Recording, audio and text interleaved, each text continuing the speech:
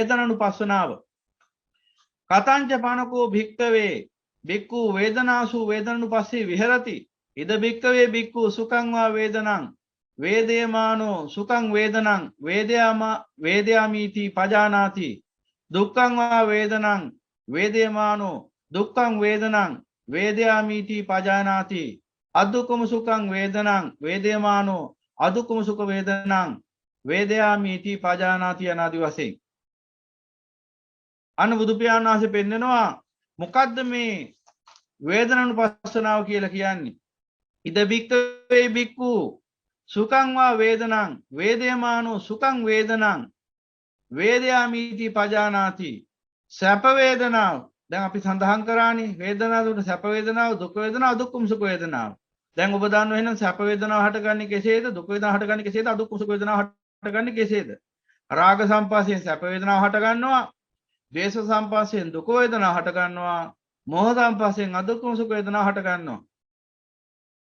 එහෙනම් මෙන්න මේ ආකාරයෙන් වේදනා තුනක් සකස් වෙනවා. තිස්සෝ වේදනා තුනම පටිසම්පන්නයි. එහෙනම් මෙන්න මේ ආකාරයෙන් වේදනාවන් සකස් වෙනකොට මෙන්න මේ වේදනාව දැන් හටගත්තා. මෙන්න සැප වේදනාවක් හටගත්තා. මෙන්න දුක වේදනාවක් හටගත්තා. මෙන්න අදුක්ඛම සුඛ වේදනාවක් හටගත්තා කියලා ඒ මොහොතේදී සති සම්පජාන්ණයෙන් යුක්තව දැනගන්න ඕන. පජානාති කියන්නේ සිහිය සමග ප්‍රඥාව දෙන්න ඕන. සිහිය විතරක් තිබිලා අඳුර ගන්න බෑ ඒ தත්ත්වේ. ප්‍රඥාවක් තියෙන්න ඕන. මොකද පරිසම්පාදයෙන් තොරව කොහොමද අඳුරගන්නේ මේ සැප වේදනා දුක් වේදනා දුක්ඛම සුඛ වේදනා කියන එක මේ ත්‍රිස්ව වේදනා කියන මේ විවිධත්වය තේරුම් ගන්න බෑ. සම්මුතික වශයෙන් කෙනෙක්ට මේ සැප දුක් උපේක්ෂා කියලා හඳුන්වන්න පුළුවන්. ඊට වඩා ගැඹුරු දෙයක් මේ කියන්නේ. පටිච්ච සමුප්පාදයට අනුව මේ වේදනාව දකින්නේ. සැප වේදනාව කියලා දකින්නකොට මෙයා දකින්න මොකද්ද? මේ රාග සම්පස්යෙන් හටගත්ත වේදනාවක් කියලා. දුක වේදනාව කියලා දකින්නකොට මෙයා දකින්නවා මේ පටික සම්පස්යෙන් මේ දේශ සම්පස්යෙන් හටගත්ත වේදනාවක් කියලා. ඒ වගේම අදුක්ඛම සුඛ වේදනාව හට ගන්නකොට මෙයා දකින්නවා මේක මොහ සම්පස්යෙන් හටගත්ත වේදනාවක් කියලා. එහෙනම් ඒ ආකාරයෙන් තිස්සෝ වේදනාව දකින්නවා. තුන් ආකාරෝ වේදනාව දකින්න නුවණින්. එහෙනම් අන්න ඒකයි මේ දකින්නවා කිව්වේ වේදයාමීති පජානාති කිව්වේ ප්‍රඥාවෙන් දැනගන්නවා කිව්වේ ඒකයි. නැසෝ මේ සැප වේදනාවක් මේ දුක වේදනාවක් මේ අදුක්ඛම සුඛ වේදනාවක් කියන එක නෙවෙයි. දැන් චතුරාර්ය සත්‍ය පටිසමුප්පාදයේ පිළිබඳ අවබෝධයක් නැත්තම් මේ සැප වේදනා මේ දුක වේදනා මේ අදුක්ඛම සුඛ වේදනා කිය ඉන්න පුළුවන්. ඒ සමුදය දකින්නෙත් නැහැ නිරෝධය දකින්නෙත් නැහැ. එහෙනම් සමුදය නිරෝධය දකින්න තෝ මොන වේදනාවද දකින්නේ? මොකද මාර්ගය දකින්නේ? ඉතින් හැමදාම ඉන්න පුළුවන් මේ දුක මේ සැප වේදනා මේ දුක වේදනා මේ අදුක්ඛම සුඛ වේදනා කිය ඉන්න පුළුවන් මැරෙනකම්. වෙන දෙයක් නැහැ කිසිම. වෙච්ච දෙයක් නැහැ අන්තිමට බලද්දී. අර එහෙම වාඩිලා බිම කූඹි කනවා, කොන්ද රිදුනා, දන හිස රිදුනා, ඔළුව රිදුනා, වැලමිටි රිදුනා කිය ඉන්න පුළුවන් මැරෙනකම්. ඒ වේදනාව අවසන් වෙන්නේ නැහැ කවදාවත්. සංසාරේ තව දිගට යනවා සෑහෙන කාලයක් තිස්සේ. වසර කෝටි ගණන් තව ඒ විදිහට අනුපස්සනාව වඩන්න පුළුවන් කෙනෙක්ට. වේදනානුපස්සනාව. ඇති වෙනකම් මදි හරියට නිරේකට සතර අපායකට වැටිච්ච දවසට ඇති වෙනකම් වේදනානුපස්සනාව වඩන්න පුළුවන්. ඒ ක්‍රමයට වැඩුවොත්. බුදු පියාණන් වහන්සේ දේශනා කරපු ධර්මයේ නෙවෙයි ඈ. මොකද මම මේ කියන්නේ අති බහුතරයක් දෙනා දේ වගේ භාවනා මේ සතර සතිපට්ඨාන කියලා වර්ධවාගෙන වටහාගෙන ඉන්න නිසා අර්ථකථනය කරනවා. ඒ අසිරිමත් වූ මහා ශාස්ත්‍රයන් වහන්සේගේ නාමයට අධිකරු කරමි. අසමසම අවබෝධයක් මේ ලාමක බොළඳ අවබෝධයක් බවට පරිවර්තනය කරනවා තමන්ගේ අඥානකමින්. සම්මා සම්බුදු පියාණන් වහන්සේ මේ ධර්මයේ දේශනා කරන්නේ පටිසමුපාදයට අනුකූලව. එහෙනම් අපි දකින්න ඕන මේ ධර්මයේ පටිසමුපාදයට අනුකූලවයි. එහෙනම් මිනිස්සු වුණාම ඥාන මාත්‍රයක් හරි තියෙනම් හැදෙන්න උත්සාහ ගන්න ඕන. වැරද්දක් නම් වරද්ද නිවැරදි කරගෙන නිවැරදි ආකාරයෙන් ජීවත් වෙන්න ඕන. නිවැරදි දේ ලෝකයට කියන්න ඕන, දේශනා කරන්න ඕන. ඕනම කෙනෙක්ට වරදින්න පුළුවන්. සම්මා සම්බුදු පියාණන් වහන්සේට හැර ඕනෑම මිනිසෙට වරදින්න පුළුවන්. වැරද්ද තියෙන්නේ ඒ වැරද්ද හදාගන්න නැති එකයි. නැත්තම් ඕන මිනිසෙක් යහපත් මිනිසෙක් දැන් අඟුලිමාල මිනිමරමර හිටියා. බුදු පියාණන් වහන්සේ මුණ ගැහිලත් ඔහු වැරද්ද හදාගත්තේ නැත්තම් තාමත් එහෙනම් සංසාර දුක් විඳින අනාතේ. එහෙනම් වරදින්න පුළුවන් මිනිසුන්ට. හැබැයි වැරදුනා කියලා ඒ වැරද්ද මතෙම එල්බගෙන ඒකම හරි කියන එක නෙවෙයි ඥානවන්තයාගේ සිරිත. වහාම නිවැරදි කරගන්න එක. දැන් හිතන්නකෝ ඔබ මෙහෙම ඔබ ගමනක් යනවා මාර්ගයක. යනකොට ඔබට පාර වර්ධිනවා. දැන් ඔබේ තියෙන හිතුවක්කාර දඩබ්බර ඔබේ තියෙන මොකක් හරි මුරණ්ඩු ගමකට තමයි ඔබ පාරේ යන්නේ. තනියෙන් මේක තමයි පාර ආයි මම දන්නවා උඹලගෙන් ආය අහන දෙයක් නැහැ මම දන්නවා පාර කියලා යනවා. යනකොට ටිකක් දුර යනකොට Tamanට තේරෙන්න ගන්නවා දැන් පාර වැරදි කියලා.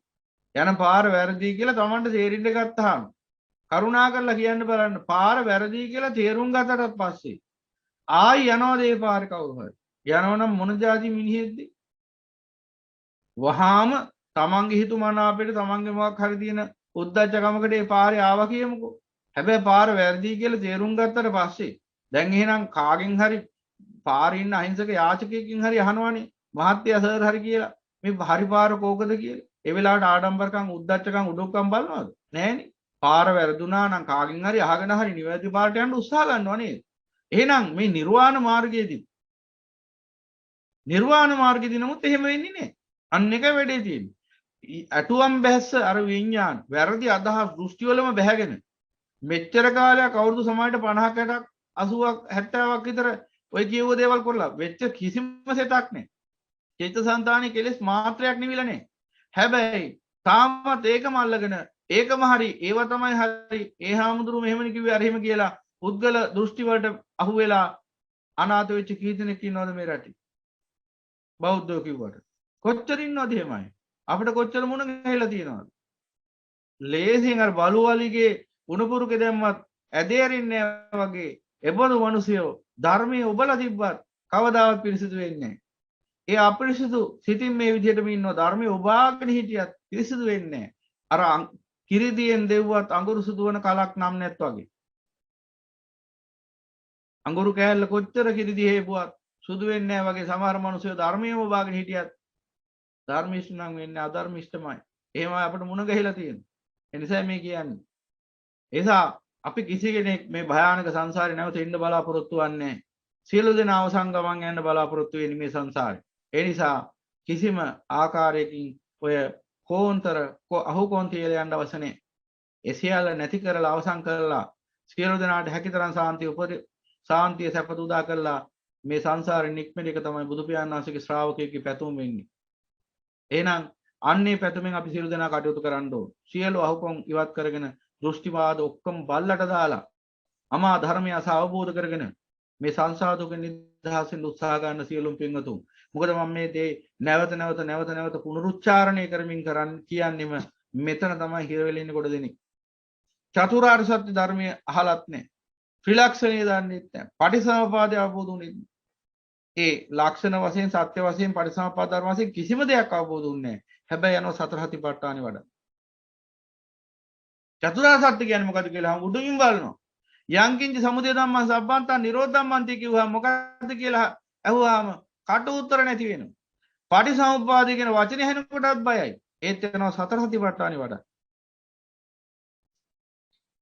සාමිසංවා සුඛං වේදනං වේදේමානෝ සාමිසං සුඛං වේදනං වේදයාමිති පජානාති නිරාමිසං වා සුඛං වේදනං වේදේමානෝ නිරාමිසං සුඛං වේදනං වේදයාමිති පජානාති සාමිසං වා දුක්ඛං වේදනං වේදේමානෝ සාමිසං දුක්ඛං වේදනං වේදයාමිති පජානාති නිරාමිසං දුක්ඛං නිරාමිසං වා දුක්ඛං වේදනං වේදේමානෝ නිරාමිසං දුක්ඛං වේදනං වේදයාමිති පජානාති සාමිසං වා අදුක්ඛම සුඛං වේදනං වේදේමානෝ සාමිසං අදුක්ඛම සුඛං වේදනං වේදයාමිති පජානාති නිරාමිසං වා අදුක්ඛම සුඛං වේදනං වේදේමානෝ නිරාමිසං අදුක්ඛම සුඛං වේදනං වේදයාමිති පජානාති අනාදි වශයෙන් ඔන්නෝම විග්‍රහ වෙනවා. ඒ කියන්නේ සාමිස සැපයක් විඳින්නේද සාමිස සැපයක් විඳින්නේ යයි ප්‍රඥාවෙන් දැනගනි. සිහිය එතන යෙදෙනව සංප්‍රයුක්තව සිහියයි ප්‍රඥා සති සම්පජාන්න කියන දෙකටම පොදුයි කියවා පජානාති කියලා. නිරාමිසං වා සුඛං වේදනං වේදේමානෝ නිරාමිසං සුඛං වේදනං වේදනාමිති වේදේමිති පජානාති. එය නිරාමිස සැපයක් විඳිනවා නම් මේ විදිහට නිරාමිස සැපයක් කියලා ප්‍රඥාවෙන් සිහියෙන් ප්‍රඥාවෙන් දැනගන්නවා. සති සම්පජාන්නයෙන් දැනගන්නවා. ඒ විදිහටම සාමිස දුකක් විඳිනවා නම් මේ විඳින්නේ සාමිස දුකක් කියලා ප්‍රඥාවෙන් දැනගන්න. සිහියෙන් ප්‍රඥාවෙන් දැනගන්න. ඒ විදිහටම නිරාමිස දුකක් විඳිනවා නම් මේ විඳින්නේ නිරාමිස දුකක් කියලා ප්‍රඥාවෙන් සිහියෙන් දැනගන්න. ওই විදිහටම මේ විදිහින් සාමිස අදුක්කම සුඛ වේදනාවක් කියලා ප්‍රඥාවෙන් දැනගන්නවා. මේ විදිහටම මේ විදිහින්නේ නිරාමිස මේ විදිහට විඳින්නේ සාමිස අදුක්කම සුඛ වේදනාවක් කියලා ප්‍රඥාවෙන් දැනගන්නවා. ඒ වගේම මේ විඳින්නේ නිරාමිස අදුක්කම සුඛ වේදනාවක් කියලා ප්‍රඥාවෙන් දැනගන්නවා. මෙන්න මේ විදිහට වේදනාවේ විවිධත්වය දැනගන්නවා. එහෙනම් එතන සඳහන් වුණා ප්‍රධාන කාරණා දෙකක්.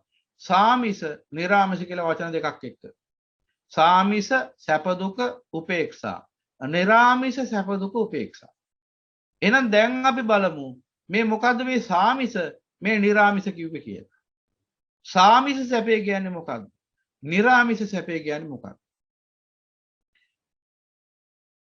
එහෙනම් ඔන්න මෙන්න මෙතනදී තව වැදගත් කාරණාවක් පෙන්වන්න සිද්ධ වෙනවා. අපි ඉස්සරහට ඒ ගැන සාකච්ඡා කරමු. මම ප්‍රධාන වශයෙන් මේ සාමිසා නිරාමිස කියන මේ සැප දුක උපේක්ෂාවල විවිධත්වය පෙන්වලා දුන්නාම ඊට පස්සේ පුළුවන් කාලයක් ලැබුණොත් මම මේ අදහස් කරන දහම් කාරණාව පංචේන්ද්‍රිය සම්බන්ධයෙන් ඒ පංචේන්ද්‍රිය තමයි දුක්ඛේන්ද්‍රිය, සුඛේන්ද්‍රිය, දෝමනසේන්ද්‍රිය, සෝමනසේන්ද්‍රිය, උපේක්ෂා ඉන්ද්‍රිය කියන මේ ඉන්ද්‍රිය පහ. ඒ ඉන්ද්‍රිය පහ ගැනත් පොඩි විස්තරයක් කරන්න ඕන.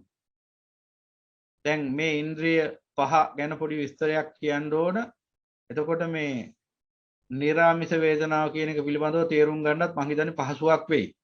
දැන් ඉන්ද්‍රිය පහක් මේ පංචේන්ද්‍රිය කිව්වහම ශ්‍රද්ධා, වීර, සති, සමාධි, ප්‍රඥා කියලා ඉන්ද්‍රිය ධර්ම පහක් පනවනවා නිර්වාණ මාර්ගයට අදාළව සත්‍තිස් බෝධිපාක්ෂික නිර්වාණ ධර්මයන් අතර. ඉන්ද්‍රිය ධර්ම කිව්වේ අධිපති ධර්ම. ඊට අමතරව මේ වේදනාව සම්බන්ධෙනුත් ඉන්ද්‍රිය පහක් පනවන. මේ ඉන්ද්‍රිය පහ තමයි දුක්ඛේන්ද්‍රිය, සුඛේන්ද්‍රිය, ඊළඟට දෝමනසේන්ද්‍රිය, සෝමනසේන්ද්‍රිය, උපේක්ෂා ඉන්ද්‍රිය. මොනවද මේ ඉන්ද්‍රිය පහ? දැන් මේ ගැන දැනගන්න ඕන. නැත්තම් මේ වේදනානුපස්සනාවේදී යම් තැන්වල හිර වෙන්න පුළුවන්. දුක්ඛේන්ද්‍රිය කියලා කියන්නේ මේ කයේ හට ගන්නා වූ කායික දුක්ඛයන්. කය හට ගන්නා විවිධාකාර ලෙඩ දුක්, ආබාධ, කායික පීඩාවන් මෙන්න මේ දේවල් හට ගන්නවා කායික වශයෙන්. එතකොට ඒකට කියනවා දුක්ඛේන්ද්‍රිය. ඊළඟට සුඛේන්ද්‍රිය කියලා කියනවා මේ චෛතසික වශයෙන් හට ගන්නා වූ සිතේ හට ගන්නා වූ සැපේ. සිතේ හට ගන්නා වූ මේ සමායන කය හට ගන්නා වූ සැපේට කියනවා සුඛේන්ද්‍රිය කියලා. ඒ කියන්නේ කය හට ගන්නවා එක වෙලාවකට දුක්ඛේන්ද්‍රියක්. ඒ කියන්නේ කය හට ගන්න විවිධාකාර වේදනාවන්, කායික වේදනාවන්. ඒ ටිකට කියනවා කායික වේදනාවන් විඳින එකට කියනවා කායික වේදනාවන්ට කායික වේදනාව හට ගන්නා ස්වභාවයට කියනවා දුක්ඛේන්ද්‍රිය. කය හට ගන්න විවිධාකාර ආබාධ, ලෙඩ දුක්, වේදාකාර අර ඉස්සෙල්ලා කිව්වේවත් අයිති කායික වේදනාවන්ට තමයි. අර ඔය හැමදේම මැසි මදුරුවන්ගෙන් වෙන පීඩාවන් පවා ඔක්කොමත් අයිති වෙනවා. සේතර උෂ්ණත්වය ආදී හැම දෙයක්ම මේ කායික වශයෙන් හට ගන්නා වේදනා. ඒවයි තියෙනවා දුක්ඛේන්ද්‍රිය කියන කොටසට. මේ සීතල සමායින් උණුසුම ආදී, තාපය ආදී ඒ කායට දරන්න බැරි ආකාරයේ පීඩාවන් සහිත වේදනාවන්. ඒවයි තියෙනවා දුක්ඛේන්ද්‍රියට. එනේ කයේ හට ගන්නා දුක් වේදනා සුද්ධ සිංහලෙන් කිව්වොත්. සුඛේන්ද්‍රිය කියලා කියන්නේ කයේ හට ගන්නා සැප වේදනා. කායට මෘදු පහසක් ලැබුණොත් අන්න එතන සැපයක් හට ගන්නවා. සැප වේදනාවක් හට ගන්නවා කායික වශයෙන්. එහෙනම් කායික වශයෙන් හට ගන්නා සැප වේදනාවන්ට සුඛේන්ද්‍රිය කියනවා. ඊළඟට මානසික වශයෙන් හට ගන්නවා දුක් වේදනා. අන්න එකට කියනවා දෝමනසේන්ද්‍රිය කියලා. මානසික වශයෙන් චෛතසික වශයෙන් හට ගන්න විවිධාකාර දුක් දෝමනසය හිතේ. අසහනයන්, පෙළීම්, පීඩාවන්. ඒවට කියනවා දෝමනසේන්ද්‍රිය කියලා. ඒ වගේම කායික වශයෙන් මානසික වශයෙන් හට ගන්නවා සැප වේදනා. ඒකට කියනවා සෝමනසේන්ද්‍රිය කියලා. එහෙනම් සෝමනසේන්ද්‍රිය කියලා කියන්නේ අනර සිතේ හට ගන්නා වූ චෛතසික වශයෙන් හට ගන්නා වූ සැප වේදනා. සීල ආස්වාදයෙන් ඒකට ඇතුළත් වෙනවා. ඊළඟට උපේක්ෂා ඉන්ද්‍රිය කියලා කියනවා ඒ කයෙත් සිතෙත් දෙකේම සැපත් නොවන දුකත් නොවන යනාදී වශයෙන් හට ගන්නා වේදනා. ඒ ටිකටම ඒ සියල්ලට කියන පොදුවේ උපේක්ෂා ඉන්ද්‍රිය කියලා. නැවතත් සිහිපත් කළොත් කායේ හට ගන්නා සියලු දුක් වේදනා දුක්ඛේන්ද්‍රියට ඇතුළත් වෙනවා. කායේ හට ගන්නා සියලු සැප වේදනා සුඛේන්ද්‍රියට ඇතුළත් වෙනවා. සිතේ හට ගන්නා සියලු දුක් වේදනා දෝමනස් ඉන්ද්‍රියට ඇතුළත් වෙනවා. සිතේ හට ගන්නා සියලු සැප වේදනා සෝමනස් ඉන්ද්‍රියට ඇතුළත් වෙනවා. ඊළඟට කාය සිතේ දෙකේම හට ගන්නා වූ සියලුම සැපත් නොවන දුකත් නොවන අදුක්කම සුඛ වේදනා සියල්ල දුක් උපේක්ෂා ඉන්ද්‍රියට ඇතුළත් වෙනවා. මෙන්න මේ ඉන්ද්‍රිය පහ නිරුද්ධ වෙන ආකාරයකුත් බුදු පියාණන් වහන්සේ දේශනා කරනවා. ප්‍රථම ධානයේදී මෙන්න මේ දුක්ඛේන්ද්‍රිය නිරුද්ධ වෙනවා. ඒ කියන්නේ කායික වශයෙන් හටගත්තා වූ සියලු දුක් වේදනා සියල්ලම නිරුද්ධ වෙනවා ප්‍රථම ධානයේදී. ඒ වගේම ප්‍රථම ධානයේදී දුක්ඛේන්ද්‍රිය නිරුද්ධ වෙනවා. ඊට පස්සේ ද්විතීය ධානයට පත් වෙනකොට ඒ කියන්නේ කායික වශයෙන් හටගත්තා වූ සියලු වේදනා ප්‍රථම ධානයේදී නිරුද්ධයි. ඊළඟට මානසික වශයෙන් හටගත්තා වූ සියලු දුක් වේදනා දෝමනස් ඉන්ද්‍රිය. මෙන්න මේ මානසික වශයෙන් හටගත්තා වූ මේ චෛතසික වශයෙන් හටගත්තා වූ දෝමනස් දුක්ඛ දෝමනස් සියලු දුක් වේදනා ද්විතීය ධානයේදී නිරුද්ධයි. ප්‍රථම ධානයේදී කායික වශයෙන් හටගත්තා වූ සියලු දුක් වේදනා නිරුද්ධ වෙනවා. ඒ නිසා ප්‍රථම ධානයේදී දුක්ඛේන්ද්‍රිය නිරුද්ධයි. ද්විතීය ධානයට පත් වෙනකොට මානසික වශයෙන් හටගන්නා වූ චෛතසික වශයෙන් හටගත්තා වූ සියලුම දුක් වේදනා අවසන් වෙනවා. එහෙමනම් ද්විතීය ධානයේදී දෝමනස් ඉන්ද්‍රියත් නිරුද්ධයි. තෘතීය ධානයට පත් වෙනකොට කායික වශයෙන් හටගත්තා වූ සියලු සැපයන් නිරුද්ධ වෙනවා. කායික වශයෙන් හටගත්තා වූ සියලු සැපයන් නිරුද්ධ වෙනවා. ඒ නිසා තෘතීය ධානයේදී සුඛේන්ද්‍රියත් නිරුද්ධයි. චතුර්ථ ධානයට පත් වෙනකොට මානසික වශයෙන් හටගත්තා වූ සියලු සැප වේදනා නිරුද්ධ වෙනවා. ඒ නිසා චතුර්ථ ධානයේදී සෝමනස් ඉන්ද්‍රියත් නිරුද්ධයි. එහෙනම් ප්‍රථම ධානයේදී දුක්ඛේන්ද්‍රිය නිරුද්ධ වෙනවා. ද්විතීය ධානයේදී දෝමනස් ඉන්ද්‍රිය නිරුද්ධ වෙනවා. තෘතීය ධානයේදී සුඛේන්ද්‍රිය නිරුද්ධ වෙනවා. චතුර්ථ ධානයේදී සෝමනස් ඉන්ද්‍රිය නිරුද්ධ වෙනවා. උපේක්ෂා ඉන්ද්‍රිය විතරක් පවතිනවා. ඊට පස්සේ මොකද වෙන්නේ? ඔය විදියට එතනින් උඩට ගියාම ආකාසානං ඡායතනෙ විඤ්ඤාණං ඡායතනෙ ආකින්චනං ඡායතනෙ නේව සංඥා නා සංඥායතනෙ කියන ඒ සතර සම්මාපatti ඉක්මවලා නවානුපූර්ව සමාපත්තියවත් නිරෝධ සංඥා වේදිත නිරෝධ සමාපත්තියට සමවැදුනහම උපේක්ෂා ඉන්ද්‍රියත් නිරුද්ධ වෙනවා. එහෙනම් ඔන්න විදිහට තථාගතයන් වහන්සේ ඔය වේදනාව සම්බන්ධ පංචේන්ද්‍රයන් නිරුද්ධ වෙන ආකාරය දේශනා කරනවා. එහෙනම් ඔබට දැන් ඒ දහම් කාරණාවත් මේ වේදනානුපස්සනාවේදී ඔබට ඒ ධම්ම අවබෝධය වර්ධනය කරගන්න උපකාර වෙන ධම් ව්‍යාකරණයක්.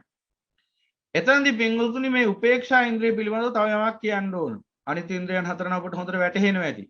පැහැදිලිව තේරුම් ගන්න පුළුවන්. කායික දුක්ඛයන් දුක්ඛේන්ද්‍රිය. කායික සැපයන් සුඛේන්ද්‍රිය. මානසික දුක්ඛයන් දෝමනසේන්ද්‍රිය. මානසික සැපයන් සෝමනසේන්ද්‍රිය. දුකත් සැපත් නොවන කායික සහ මානසික සියලු වේදනා අදුක්කම සුඛ වේදනා උපේක්ෂා ඉන්ද්‍රිය. මෙන්න මේ උපේක්ෂා ඉන්ද්‍රිය කිව්වහම ඔන්න ඔතන තේරුම් ගන්න ඕනේ යමක්. දැන් ඔය අරිහතුන් වහන්සේටත් ඔතනින් උපේක්ෂා ඉන්ද්‍රිය කියන එක දිගින් දිගට බලපවත්වනවා. අනිකුත් ඉන්ද්‍රියනුත් දුක්ඛේන්ද්‍රිය සුඛේන්ද්‍රිය කියන දෙකක් තියෙනවා. අර චෛතසික වශයෙන් හට ගන්නා වූ දෝමනස් ඉන්ද්‍රිය සෝමනස් ඉන්ද්‍රිය කියන දෙකයි නැත්තේ. අවිජ්ජා දෝමනස් දෙක නැහැ. අවිජ්ජා නිසා සෝමනස්සේ හට ගන්නවා. දෝමනස්සේ නිසා දෝමනස්සේ හට ගන්නවා. දුක් වේදනා හට ගන්නවා. එන අවිජ්ජාව නිසා කායික සුඛ වේදනා අවිජ්ජාව නිසා මානසික සුඛ වේදනා හට ගන්නවා. දෝමනස්සේ නිසා මානසික දුක් වේදනා හට ගන්නවා. අවිජ්ජා දෝමනස්ස සතිමා වෙනීය ලෝකේ අවිජ්ජා දෝමනස්සන් කිව්වේ ඒකයි. එහෙනම් අන්නේ දෙක නැති වෙනවා. සෝමනස් ඉන්ද්‍රියයි දෝමනස් ඉන්ද්‍රියයි. නමුත් අරිහතුන් වහන්සේට දුක්ඛේන්ද්‍රිය පවතිනවා, සුඛේන්ද්‍රිය පවතිනවා, ඒ වගේම උපේක්ෂා ඉන්ද්‍රිය පවතිනවා. ඒ කියන්නේ රහතන් වහන්සේටත් කායික වශයෙන් දුක් හට ගන්නවා, කායික වශයෙන් සැප හට ගන්නවා. මොකද දුක්ඛ සහගත කාය විඥානයත් උන්වහන්සේට විපාක වශයෙන් අහේතුක විපාක සිතක් වශයෙන් පහළ වෙනවා. ඒ වගේම සුඛ සහගත කාය විඥානයත් අහේතුක විපාක සිතක් වශයෙන් පහළ වෙනවා. එතකොට එහෙනම් රහතන් වහන්සේට කායික දුක්ඛයන් සහ කායික සුඛයන් නැති වෙනවා. ඒ වගේම උපේක්ෂා ඉන්ද්‍රිය පවතිනවා. සපත් නොවන දුකත් නොවන චිත්ත කායික සහ චිත්ත ස්වභාවයන්. එතකොට මෙන්න මෙතනදී පොඩි වෙනසක් තියෙනවා. පොඩි නෙවෙයි. ලොකු වෙනසක් තියෙනවා පෘථග්ජනෙක් සහ අරිහතුන් වහන්සේ අතර. පෘථග්ජනෙක් ඒ වගේම මගවඩන ආර්ය උත්තමයෙක් ඇතුළු ඒ සියලුම දෙනාගෙත් ඒ වගේම ඒ කියන්නේ පෘථග්ජන සේක කියන ස්වභාවයෙන් දෙන්නගෙත් ඒ වගේම අරිහතුන් වහන්සේගෙත් මෙන්න මේ උපේක්ෂා ඉන්ද්‍රිය වෙනසක් තියෙනවා. ඒ වෙනස තමයි මෙන්න මේක. මීට ඉස්සෙල්ලා අපේ පින්වත් අපේ ශ්‍රාවකෙකුත් අහුවා මේ ප්‍රශ්නේ මට මතකයි. මොහ උපේක්ෂාවයි අර උපේක්ෂාව අතර වෙනස මොකක්ද කියලා. අන්න ඒ ප්‍රශ්නෙට උත්තරේ. එතත් මම හිතන්නේ කිව්වා. දැනටමත් ඔබ දන්නවා. මොහ උපේක්ෂාව කියලා කියන්නේ අර විපල්ලාස සහිත සිත. විපල්ලාස සහිත සිත. අපි හිතමුකෝ උදාහරණයක් ගත්තොත් අරිහත් මාර්ග අනුගාමිකයා කියලා. අරිහත් මාර්ග අනුගාමිකයාගේ උපේක්ෂා ඉන්ද්‍රියයි අරිහතුන් වහන්සේගේ උපේක්ෂා ඉන්ද්‍රිය කියන්නේ දෙකක්. අරිහත් මාර්ග අනුගාමිකයාගේ උපේක්ෂා ඉන්ද්‍රිය තුලත් මෝහ අනුසයන් යෙදලා තියෙනවා. මාන උද්ධච්ච අවිජ්ජා අනුසය සහිතයි. එනිසාම අරිහත් මාර්ග අනුගාමිකයාගේ උපේක්ෂා ඉන්ද්‍රිය තුලත් චිත්ත විපල්ලාසය පවතිනවා. ඒ නිසා මොකද වෙන්නේ? මේ අදුක්කම සුඛ වේදනා දැනගන්නේ මම කියන විපල්ලාස විපරීතය උන්වහන්සේ තුල පවතිනවා.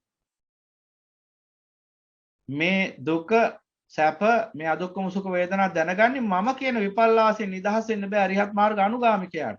එහෙනම් එතන මේ විපල්ලාසය පවතිනවා. ඒ නිසා අන්නේ උපේක්ෂාවට අපි කියනවා මොහ උපේක්ෂාව. එහෙනම් එතන මොහ උපේක්ෂාව කියන්නේ මොහේ මුලාව සහිත උපේක්ෂාව. ඒ කියන්නේ අදුක්කම සුඛ වේදනාව දැනගන්නේ මම කියන මුලාව පවතිනවා එතන. එහෙනම් අරිහත් මාර්ග අනුගාමිකයා තුලත් මේ මුලාව පවතිනවා. ඉතින් පෘථග්ජනය ගැන කුමක් කියනමු? ඊට පස්සේ කවදා හරි දවසක උන්වහන්සේ අරිහත් ඵලයටපත් වුණොත් මොකද වෙන්නේ? අන්න අර චිත්ත විපල්ලාසයක් දුර වෙලා යනවා. මාන උද්දච්ච අවිජ්ජා කියන සංයෝජන සිඳිනවත් එක්කම මාන භව රාග අවිජ්ජා කියන අනුසයන් නැසෙනවත් එක්කම මොකද වෙන්නේ? මාන උද්දච්ච අවිජ්ජා කියන සංයෝජන. ඉස්සෙල්ලා අනුසයන් කියලා කියවුණා නම් සමා වෙන්න. මාන උද්දච්ච අවිජ්ජා කියන සංයෝජන සිඳෙනවා. මාන භව රාග අවිජ්ජා කියන අනුසයන් නැසෙනවා. එතකොට මොකද වෙන්නේ? අන්න අර අරිහත් මාර්ග උත්තමයා තුල තිබිච්ච ඒ චිත්ත විපල්ලාසය දුර වෙනවා. දුර වෙච්ච ගමන් අන්න ආරූපේක්ෂාවටපත් වෙනවා. ඒ කිව්වේ මම කියලා මගේ කියලා අත්පත් කර ගැනීමක් නැති දැනීමක් ඉතුරු වෙනවා. එහෙනම් එදාට අරිහතුන් වහන්සේ මේ දැනීම මම කියලා බාරගන්නේ නැහැ. ඒ නිසා ඒ දැනීම තුල පුද්ගලයෙක් සත්වයක් ආත්මයක් පිළිබඳ කිසිදු ලකුණක් නැහැ, සලකුණක් නැහැ. එහෙනම් ඒ උපේක්ෂාව සාකල්යෙම පාරිශුද්ධයි. පාරිශුද්ධ සිහියකින් සතියකින් යුක්තයි. නිසා කො උපේක්ෂා සති පාරිශුද්ධ වේදනාව කියලා එක. ආර උපේක්ෂාව කියලා කියනවා. උපේක්ෂා සති පාරිශුද්ධිය කියලා කියනවා. උපේක්ෂා ඒකාග්‍රතාව කියලා කියනවා. එහෙනම් ඒ පෙන්වන්නේ අර උපේක්ෂා කියන ඉන්ද්‍රිය තමයි. එහෙනම් අරිහතුන් වහන්සේ තුල ඒ චිත්ත විපල්ලාසයත් අවසන් නිසා එතනින් එහාට පවතින උපේක්ෂා ඉන්ද්‍රිය කියලා කියන්නේ අනර සියලු විපල්ලාසයන්ගෙන් සියලු කෙලෙස් වලින් නිදහස් වෙච්ච අදුක්කම සුඛ වේදනාව. ඒක තමයි ශාන්ත ප්‍රණීත අදුක්කම සුඛ වේදනාව වශයෙන් භාග්‍යවතුන් වහන්සේ පෙන්වා වදාළන්නේ. එහෙම නැතුව මෝහයේ සහිත වේදනාව ගැන නෙවෙයි මේ කියන්නේ. මෝහයේ සහිත වේදනාව ශාන්ත ප්‍රණීත නැහැ. නමුත් ඒ මට්ටම් වල ඉන්නා වූ ආර්ය ශ්‍රාවකයන්ට ඒ මට්ටමේදී ශාන්ත ප්‍රණීත බවක් දැනෙන්න පුළුවන්. හැබැයි ඒකේ තේරුම පූර්ණ වශයෙන් පිරිසිදු වේදනාවක් නෙවෙයි ඒක. එහෙනම් පූර්ණ වශයෙන් පිරිසිදුයි කියන එක තමයි උපේක්ෂා සති පාරිශුද්ධ කියලා කියන්නේ. පාරිශුද්ධ වේදනාව. ඒකේ කිසිම කෙලෙසයක් නැහැ. ඒ වේදනාව නිසා කෙලෙස් හටගන්නේ නැහැ. කෙලෙස් මාත්‍රයක්වත් නැහැ. එහෙනම් අන්න අරිහතුන් වහන්සේ තුල අන්නේ උපේක්ෂා ඉන්ද්‍රිය පිහිටනවා. එහෙනම් ඒ අරිහතුන් වහන්සේ තුල පවතින උපේක්ෂා ඉන්ද්‍රිය කවදා වෙනකන් තියනවද? කොයි මොහොත වෙනකන් තියනවද? කාය ශක්තිය මහරහතන් වහන්සේ කෙනෙක් නම් සංඥා වේදිත නිරෝධ සමාපත්තියට සමවදින මොහොත වෙනකන් ওই උපේක්ෂා ඉන්ද්‍රිය පවතිනවා. එහෙම නැත්නම් ආයු සංකාරය අත්හන්නලද අවස්ථාවක නම් ස්කන්ධ පරිනිර්වාණයට පත් වෙන මොහොත දක්වාම ওই උපේක්ෂා ඉන්ද්‍රිය පවතිනවා. ඒ තමයි අරිහත් ඵල චිත්තය. පිහිටන්නේ අන්නේ උපේක්ෂා ඉන්ද්‍රිය මුල් කරගෙන. ආර උපේක්ෂාව කිව්වේ ඒකට. එහෙනම් මං හිතන්නේ ඉන්ද්‍රිය පිළිබඳ ඒ වේදනාව පිළිබඳ වේදනාව නිසා හටගන්නා ඉන්ද්‍රිය පහ පිළිබඳ ඒ අවබෝධයත් ඔබට මේ දහම් ව්‍යාකරණේ මඩාත් හොඳින් තේරුම් ගන්න උපකාර වෙයි. එහෙනම් පින්වතුනි දැන් අපි මෙතන වේදනානුපස්සනාවේදී වේදනා ආකාර දෙකක් ගැන සඳහන් කළා. සාමිෂ වේදනා සහ නිරාමිෂ වේදනා. මොනවද මේ සාමිෂ සහ නිරාමිෂ වේදනා කියලා දැන් පොඩ්ඩක් බලමු. දැන් නිරාමිෂ සාමිෂ ඉස්සලම සාමිෂ බලමු. සාමිෂ කියන්නේ මොකද්ද? සාමිෂ ආමිෂේ සහිතයි. ආමිෂය කියන්නේ මොකද්ද? මේ පංචකාම ආස්වාද. ඉත්තකාන්ත මනාප ප්‍රිය රූපා කාමුප සංහිතා කියන මෙන්න මේ පංචකාම ගුණය නිසා හට ගන්නා යම්කිසි සැප වේදනාවක් ඇත්නම් අන්න එකට කියනවා සාමිෂ සුඛය කියලා. පංචකාම ගුණය නිසා හට ගන්නා වූ සැප වේදනාව.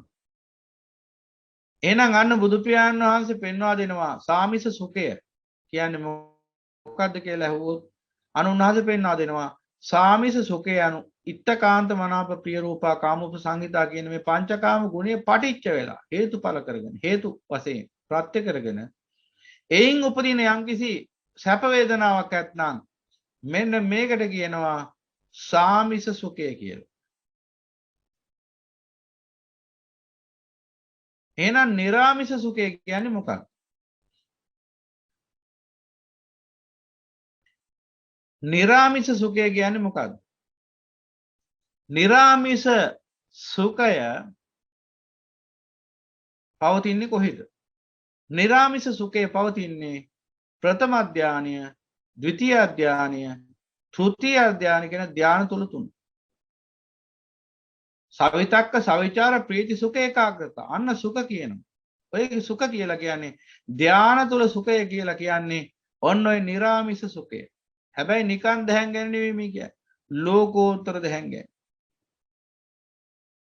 කාමෙන් වෙන්වම ලබන ලෝකෝත්තර දැහැන තුල පවතින සුඛය ඒ ලෝකෝත්තර සුවයටයි නිරාමිෂ සුවය කියන්නේ. ඒක ආමිෂයෙන් බැහැර වෙච්ච එකක්. ලෞකික වශයෙන් උත් ඕනනම් ඒක කියන්න පුළුවන්. හැබැයි ඒක උචිත නැහැ. මොකද ලෞකික ධානය තුලින් ලබන්නා වූ සුවයත් ඒ කාමයෙන් වෙන් වෙලා ලබන එකක් තමයි. తాවකාලික වශයෙන්. ඒක නිසා ඒක ලෝකෝත්තර සුවයක් නොවේ. මෙතන නිරාමිෂ කියලා කියන්නේ ලෝකෝත්තර සුවය කියන අර්ථයෙන්. ආමිෂයෙන් වෙන්වෙම ලබන එක. ආමිෂය කියන්නේ මේ කාමයට. එහෙනම් මේ කාමසැප උපදවන සියලු ප්‍රත්‍යයන් ආමිෂයන්.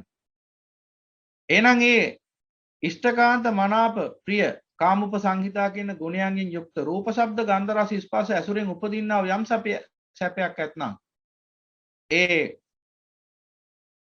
පංචකාම සුඛයට කියනවා සාමිෂ සුඛය කියලා. ඒ වගේම ප්‍රථම ධානය, ද්විතීය ධානය, තෘතීය ධානය කියන ඒ ධාන තල තුලදී ලබන යම් කිසි සුවයක් ඇතනම් ඒ සුවයට කියනවා මොකද ප්‍රථම ධානයේදී සවිතක්ක සවිචාර ප්‍රීති සුඛ ඒකාග්‍රතාව කියන අංග පහත් එක්ක සුඛය පවතිනවා. ද්විතීය ධානයේදී ප්‍රීති සුඛ ඒකාග්‍රතාව කියන අංග තුනත් එක්ක සුඛය පවතිනවා. තෘතීය ධානයේදී සුඛ ඒකාග්‍රතාව කියන අංග දෙකත් එක්ක සුඛය පවතිනවා. එහෙනම් ප්‍රථම දෙවන තෙවන කියන ප්‍රථම ධානය, ද්විතීය ධානය, තෘතීය ධානය කියන අවස්ථා තුනේදීම ඒ නිරාමිෂ සුඛය පවතිනවා. එතකොට ඔබට ප්‍රශ්නයක් ඇති වෙනව නේද දැන්? ඒ ප්‍රශ්නේ තමයි එතකොට එහෙනම් නිරාමිෂ සුවය කියන එක ඔබට ඒ ධාන වලින් තොරව විඳින්න අවස්ථාවක් නැද්ද කියන ප්‍රශ්නේ ඔබට එන්න ඕන. මොකද දැන් ඔබ මේ මොහොත ගන්න. දැන් මේ මොහොතේ ඔබ පංචකාම ආස්වාදයෙන් වෙන් වෙලා ඉන්නේ. ඒ නිසා මේ වෙලාවේ ඔබ සාමිෂ සුඛයක් විඳින්නේ නැහැ. එහෙනම් මේ වෙලාව ඔබ ප්‍රථම ධානය, ද්විතීය ධානය, තෘතීය ධානය කියන ධාන වලට සමවැදලා නැත්තම් ඒ කියන්නේ ඔබට මේ වෙලාවේ නිරාමිෂ සුවයක් නැහැ. ඉගෙන මොන සුවයක්වත් නැහැ ඔබතුල දැන්. දැන් තේරෙනව නේද ගැඹුරු තැනක් ඔන්න මතු කරගන්න අවස්ථාවක් එන්නේ. එහෙනම් මේ වෙලාවේ දැන් බණහමින් ඉන්නවා. දැන් මේ වෙලාව අපිට සුවයක් දැනෙනවා. ඒ සුවය මොන සුවයද? දැන් ප්‍රශ්නෙට උත්තරයක් හොයාගන්න ඕන හොඳට. ගැඹුරු තැනක්. ඔන්න කාටත් නුවණින් සිහි කරන්න හොඳ තැනක්. හොඳම අවස්ථාව දැන් බලන්න. දැන් ඔබට සුවයක් දැනෙනවා. බණ අහගෙන ඉන්නකොට ඔබ කියන්නේ පැය 12ක් 13ක් අපි බණ අහගෙන හිටිය අපිට සිතට සුවයි කියලා ඔය විවිධාකාර ඊමේල් පණිවිඩ එවන්නේ අප්‍රමාණ සුවයක් අපි විඳිනවා බණ අහමින් කියලා. එතකොට ඒ සුවේ මොන සුවේද? ඒ නිරාමිස සුවේ නෙවෙයිද? එහෙනම් දැන් ඔය කියන විදිහට නම් නිරාමිස සුවේ විඳින්න. නිරාමිස කියලා සූත්‍රයක් තියෙනවා. ඔන්න අරන් බලන්න. නිරාමිස කියන සූත්‍රයේ ඔය නිරාමිස සුවේ ගැන දක්වලා තියෙනවා. නිරාමිස ප්‍රීතිය ප්‍රථම අධ්‍යානයේ ද්විතීය අධ්‍යානයේ පවතිනවා. නිරාමිස සුවය ප්‍රථම අධ්‍යාන ද්විතීය අධ්‍යාන තෘතීය අධ්‍යාන කියන ධ්‍යාන තුනෙන් පවතිනවා කියලා ඔන්න විස්තරයක් ඇතුළත් වෙනවා නිරාමිස සූත්‍රයේ. මේ කවුරුත් කියනට පිළිගන්න එපා. දැන් එහෙනම් පැහැදිලිවම සඳහන් වෙනවා ප්‍රථම අධ්‍යාන ලෝකෝත්තර ප්‍රථම අධ්‍යානෙ තමයි ප්‍රථම අධ්‍යානෙ ද්විතීය අධ්‍යාන තෘතීය අධ්‍යාන කියන ධ්‍යාන තුල විතරයි. එහෙනම් මේ නිරාමිස සුවේ පවතින නිරාමිස සුඛේ පවතින. එතකොට දැන් මේ වෙලාව පංචකාම ආස්වාදිනුත් වෙන් වෙලා නම් වාසය කරන්නේ. ඉෂ්ඨකාන්ත මනාප ප්‍රිය රූප කාමූප සංහිතා කියන පංචකාම ගුණේ පරිච්ඡ වෙලා උපදින සුඛයකුත් මෙතන නැත්තම් දැන් ඔබ මේ අර ලෝක සම්මතයේ විදිහට අර සම්මත කරගත්ත විදිහට අර කියන විදිහට ධානය වඩලා යම්කිසි ආකාරයකින් අර එක තැනක වාඩි වෙලා ඒ වඩලා ප්‍රගුණ කරලා ගත්ත ප්‍රථම ධානය, ဒုတိ ය ධානය, තෘතීය ධානය කියන ධානත් මෙතන නැත්තම් දැන් ඔබ මේ ධර්මයේ තුල ඉඳගෙන මොන සුවේද විඳින්නේ? උන්වයි ප්‍රශ්නෙට උත්තරේ හොයාගන්න ඕනේ. එහෙනම් දකින්න ඕන දැන් යමක් පැහැදිලිව පේනවා යමක්. මොකද? එහෙනම් මේ වෙලාවේ නිරාමිස සුවේ පවතින්නේ. එහෙනම් මේ කියන්නේ ප්‍රථම ධානය තමයි. මේ වෙලාවේ නිරාමිස සුවේ පවතිනවා නම් නිරාමිස සුඛය පවතිනවා නම් ඒ කියන්නේ මේ වෙලාවේ පවතින ප්‍රථම ධානයයි. එහෙනම් කෙනෙක් බණ අහගෙන ඉන්නකොට ඔහු තුල පවතින්නේ මොනවද? සවිතක්ක, සවිචාර, ප්‍රීති, සුඛ, ඒකාග්‍රතාව කියන ධානාංග පහ තමයි. ඒකයි කියේ බුදු පියාණන් වහන්සේ ශ්‍රී සද්ධර්මයේ ශ්‍රවණය කිරීම සමත විදර්ශනා යුගනද්ද වැඩෙන භාවනාවක් කියලා. යුගනද්ද වගේ අරන් බලන්න. බුදු පියාණන් වහන්සේ දේශනා කරනවා සමත විදර්ශනා භාවනාව වඩන එක හා සමානයි කියන්නේ ඒ භාවනා වැඩිමයි මේ ධර්මය හද්දි සිද්ධ වෙන්නේ කියලා.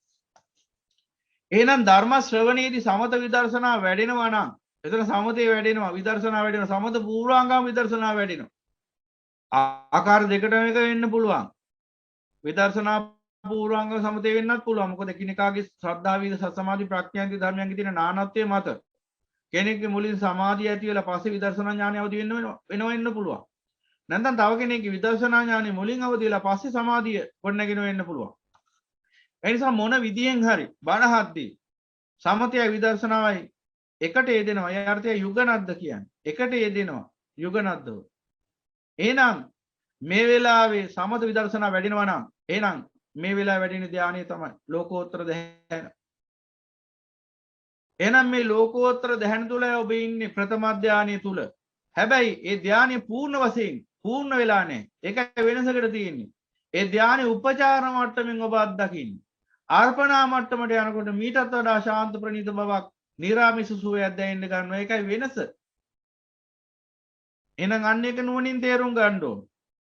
නැත්තම් මේ බණහන වෙලාවේදී කිසිම සුවයක් නැති තැනකටයි ඔබ වැටුනේ කියලා හිතා ගන්න වෙනවා. මොකද මේ වෙලාවේ සාමිස සුඛයත් නිරෝධයි එහෙනම්. නිරාමිස සුඛයත් නිරෝධයි. දැන් එහෙනම් මොන සුවේද තියෙන්නේ බණහත්? එහෙනම් අන්න නුවණින් දකින්න ඕන පින්වතුනි. ආර්ය ශ්‍රාවකයා නිරාමිස සුවේ විඳින්නේ ධානය තුලදී විතරයිද? දැන් ලෝක සම්මුතික වශයෙන් පරමගත ධානයක් තියෙනවානේ. මෙහෙමයි S2 වහගෙන වඩන්නේ මේ ධානය කියලා. එහෙනම් අන්නේ ධානය තුලදී විතරයිද ආර්ය ශ්‍රාවකයා නිරාමිස සුඛේ විඳින්නේ, සතුට විඳින්නේ. නුවණින් කල්පනා කරා. හොඳට කල්පනා කරන්න. අර ප්‍රශ්නෙට උත්තරේ හොයාගන්න පුළුවන් උතනින්. එහෙනම් නිරාමිස සුවය ඔබ විඳිනවා නම් මේ බණහද්දිත් ඒ අහපු ධර්මයේ නුවණින් මෙනෙහි කරද්දිත් එහෙනම් මේ හැම වෙලාවකම එහෙනම් මේ චිත්තසංතානේ ඒ ලෝකෝත්තර ධර්මයේද වැඩින්නේ. මම නෙවෙයි බුදු පියාණන් වහන්සේ දේශනා කරන්නේ. නිරාමිස සූත්‍රය. නිරාමිස සුවය පවතින්නේ ප්‍රථම ධානය. නිරාමිස සුඛය පවතින්නේ ප්‍රථම ධානය, ဒုတိ ය ධානය, තෘතීය ධානය කියන ධාන තුන තුලයි. එහෙමනම් අනිවාර්යයෙන්ම බුද්ධ ශ්‍රාවකෙක් බණහල යහපු ධර්මයේ නුවණින් මෙනෙහි කරමින් වාසය කරද්දී ශ්‍රී සද්ධර්මය ශ්‍රවණය කරද්දී ධර්මයේ සාකච්ඡා කරද්දී එයා කාම නිසා හටගත්තා වූ පංචකාම සුවයෙන් එහෙම නැත්නම් සාමිස සුඛයෙන් වෙන් වෙච්ච කෙනෙක්. එහෙනම් ඒ වෙලාවේ එයා තුල පවතින නිරාමිස සුඛය. එහෙනම් ඒ නිරාමිස සුඛයේ පවතින මොහොත ඒකාන්තයෙන්ම දැහැන් ස්වභාවයක්. හොඳට නුවණින් බලන්න. ඔබ නුවණින් ඔබ හොඳින් සිහි බුද්ධියෙන් යුක්තව ධර්මය සමාධිමත් සිතින් අහන වෙලාවේදී ඒ ධර්මයේ නුවණින් සිහි කරන මොහොතේදී ඔබගේ චිත්තසංතානය පරීක්ෂා කරලා බැලුවොත් ඒ මොහොතේ චිත්තසංතානයේ පවතින්නේ සවිතක්ක සවිචාර. ඒ කියන්නේ යම්කිසි ධර්මයේ පිළිබඳ සවිතක්ක මොනවද? නෙක්ඛම්ම විතක්ක, අව්‍යාපාද විතක්ක, අවිහිංසා විතක්ක. මෙන්න සවිතක්ක. මෙන්න කුසල විතක්ක. සවිතක්ක කියන්නේ සවිතක්ක කියලා කියන්නේ කුසල විතක්ක කියන අදහසින් නෙවෙයි. විතක්ක විචාර වචන දෙක.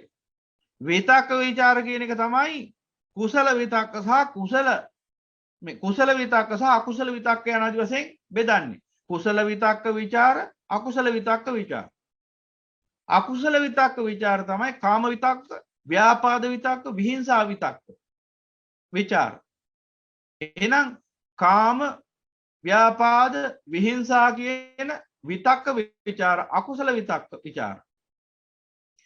නෙක්ඛම්ම, අව්‍යාපාද, අවිහිංසා කියන විතක්ක විචාර කුසල විතක්ක විචාර.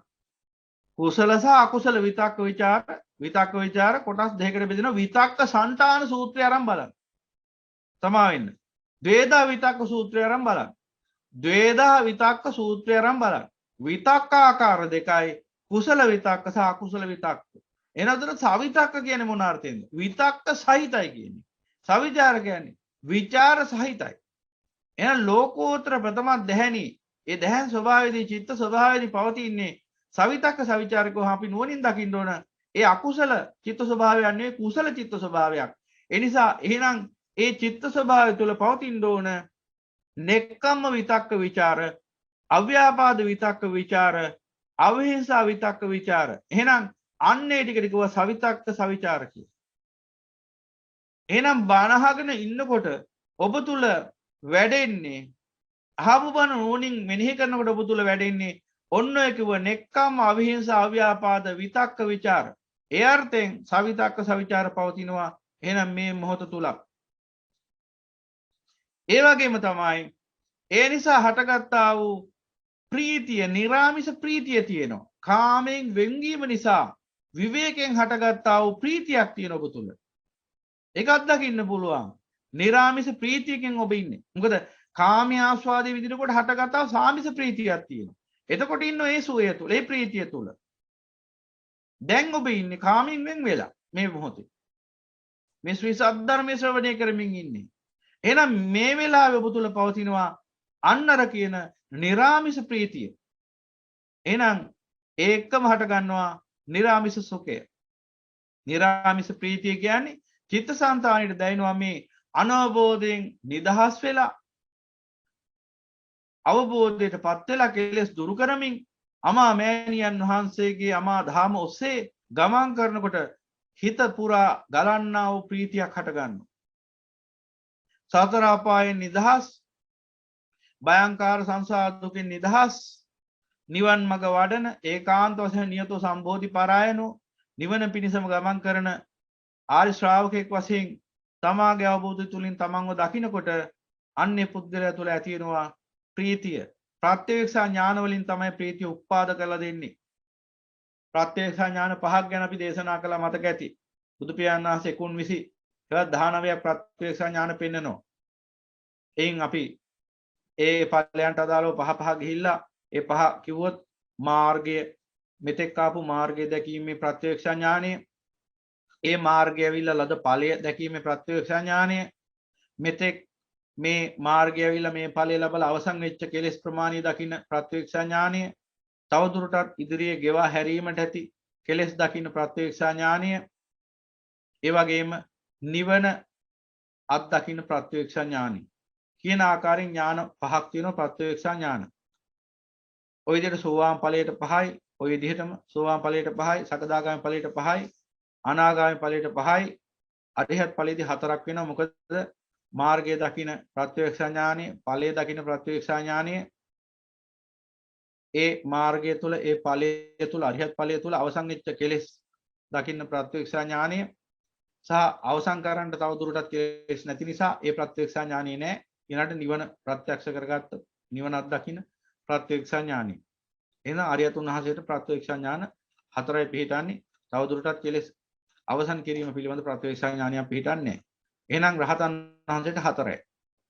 එතකොට එහෙනම් සෝවාන් ඵලයේදී 5යි, සකදාගාමි ඵලයේදී 5යි, අනාගාමි ඵලයේදී 5යි, අරිහත් ඵලයේදී 4යි, 19යි, 19 ප්‍රත්‍යක්ෂා ඥාන. මෙන්න මේ ප්‍රත්‍යක්ෂා ඥාන මගින් තමයි අර ප්‍රීතිය උත්පාද කරලා දෙන්නේ. ඔය ප්‍රත්‍යක්ෂා ඥාන වැඩෙනකොට ප්‍රත්‍යක්ෂාය මොකද වෙන්නේ? අන්නර ප්‍රීතිය ජනිත වෙන්න පටන් ගන්නවා. තමන්ගේ අන්ධකාරය ආපු හැටි, සංසාර දුකට වැටලා හිටපු හැටි, මෙලොව වශයෙන්ම අන්ධකාරයේ ජීවත් වෙච්ච හැටි, අනවබෝධය නිසා විඳ දුක්ඛාන්දරාව, දැන් මේ නිදහස් වෙලා යන හැටි, කල්යාණ මිත්‍රයන් ඇසුරේ සැනසෙන හැටි, යනාදි වශයෙන් මේ අමා ධර්මයෙන් තථාගත ශාන්තිනායක සම්මා සම්බුදු පියාණන් වහන්සේගේ සෙවණ පිළිසරණ ලැබිච්ච හැටි, ශ්‍රී සද්ධර්මයේ ආර්ය මහා සංඝ රත්නයේ පිළිසරණ ලැබිච්ච හැටි, ඒ උතුම් ත්‍රිවිධ රත්නය තුල තමන් රැකවරණය ලැබපු හැටි, ලබන හැටි, සැනසීමටපත් වෙන හැටි යනාදි වශයෙන් සිහිපත් වෙද්දී අන්න ප්‍රීතිය හට ගන්නවා. දැන් වනහද්දිත් ඒකයි වෙන්නේ. එහෙනම් අන්න සවිතක්ක සවිචාර ප්‍රීති. එහෙනම් මේ වෙලාවේ සවිතක්කත් පවතිනවා, සවිචාරත් පවතිනවා, ප්‍රීතියත් පවතිනවා. දැන් නැහැ කියන්න පුළුවන් සමතෙක ඉන්නවා. දැන් මේ වනහද්දි මේ වෙලාවේ ඔබේ චිත්තසංතානිය සකස් වෙන්නේ සවිතක්ක. මේ කුසල විතක්ක, කුසල සවිචාර, කුසල විතක්ක විචාර. ඉතින් සවිතක්ක කියන්නේ විතක්ක සහිතයි. සවිචාර කියන්නේ විචාර සහිතයි කියන අර්ථයෙන්. සා කියන්නේ සහිතයි කියන එක. එතකොට එහෙනම් මේ වෙලාවේ පවතින කුසල විතක්ක කුසල සවිචාර. ඒ තමයි අපි පැහැදිලි කරේ. නෙක්ඛම්ම, අව්‍යාපාද, අවිහිංසා කියලා. එහෙනම් මේ මොහොතේ පැහැදිලිවම බණහද්දී ඔබ ඊටාම අවබෝධයෙන් අවධානයෙන් සෝත අවධානයෙන් බණහනවා නම් මේ වෙලාවේ ඔබේ චිත්තසංතානිය පවතින ඔන්න විතක්ක. යම් කිසි කෙනෙක්ගේ ඔන්න එකක් තෝරගන්න ඕනේ. යම් කිසි කෙනෙක්ගේ මේ බණහන මොහොතේදී ඒ සවිතක්ක සවිචාර ඒ සවිතක්ක සවිචාර වලට අකුසල විතක්ක ਵਿਚාර නම් වැඩෙන්නේ. එහෙනම් මේ මොහොතේ ඔබේ සමාධිය දුර්වලයි. අන්න ඒකයි තේරුම් ගන්න. ඒතකොට තමයි නීවරණ මතුවෙච්ච චිත්ත ස්වභාවය කිව්වේ. දැන් බණහද්දි ගොඩ නැගින්නේ සමාධිය. ඒ සමාධිය කියලා කියන්නේ මොකද්ද? කාමච්ඡන්ද, ව්‍යාපාද, තීන මිද්ද, උද්ධච්ච කුක්කුච්ච විචිකිච්ඡා කියන නීවරණ පහ වෙච්ච චිත්ත ස්වභාවය. එහෙනම් ඒකට තමයි සමාධිය, සමතය කියන්නේ. සමත සමාධි කියන්නේ.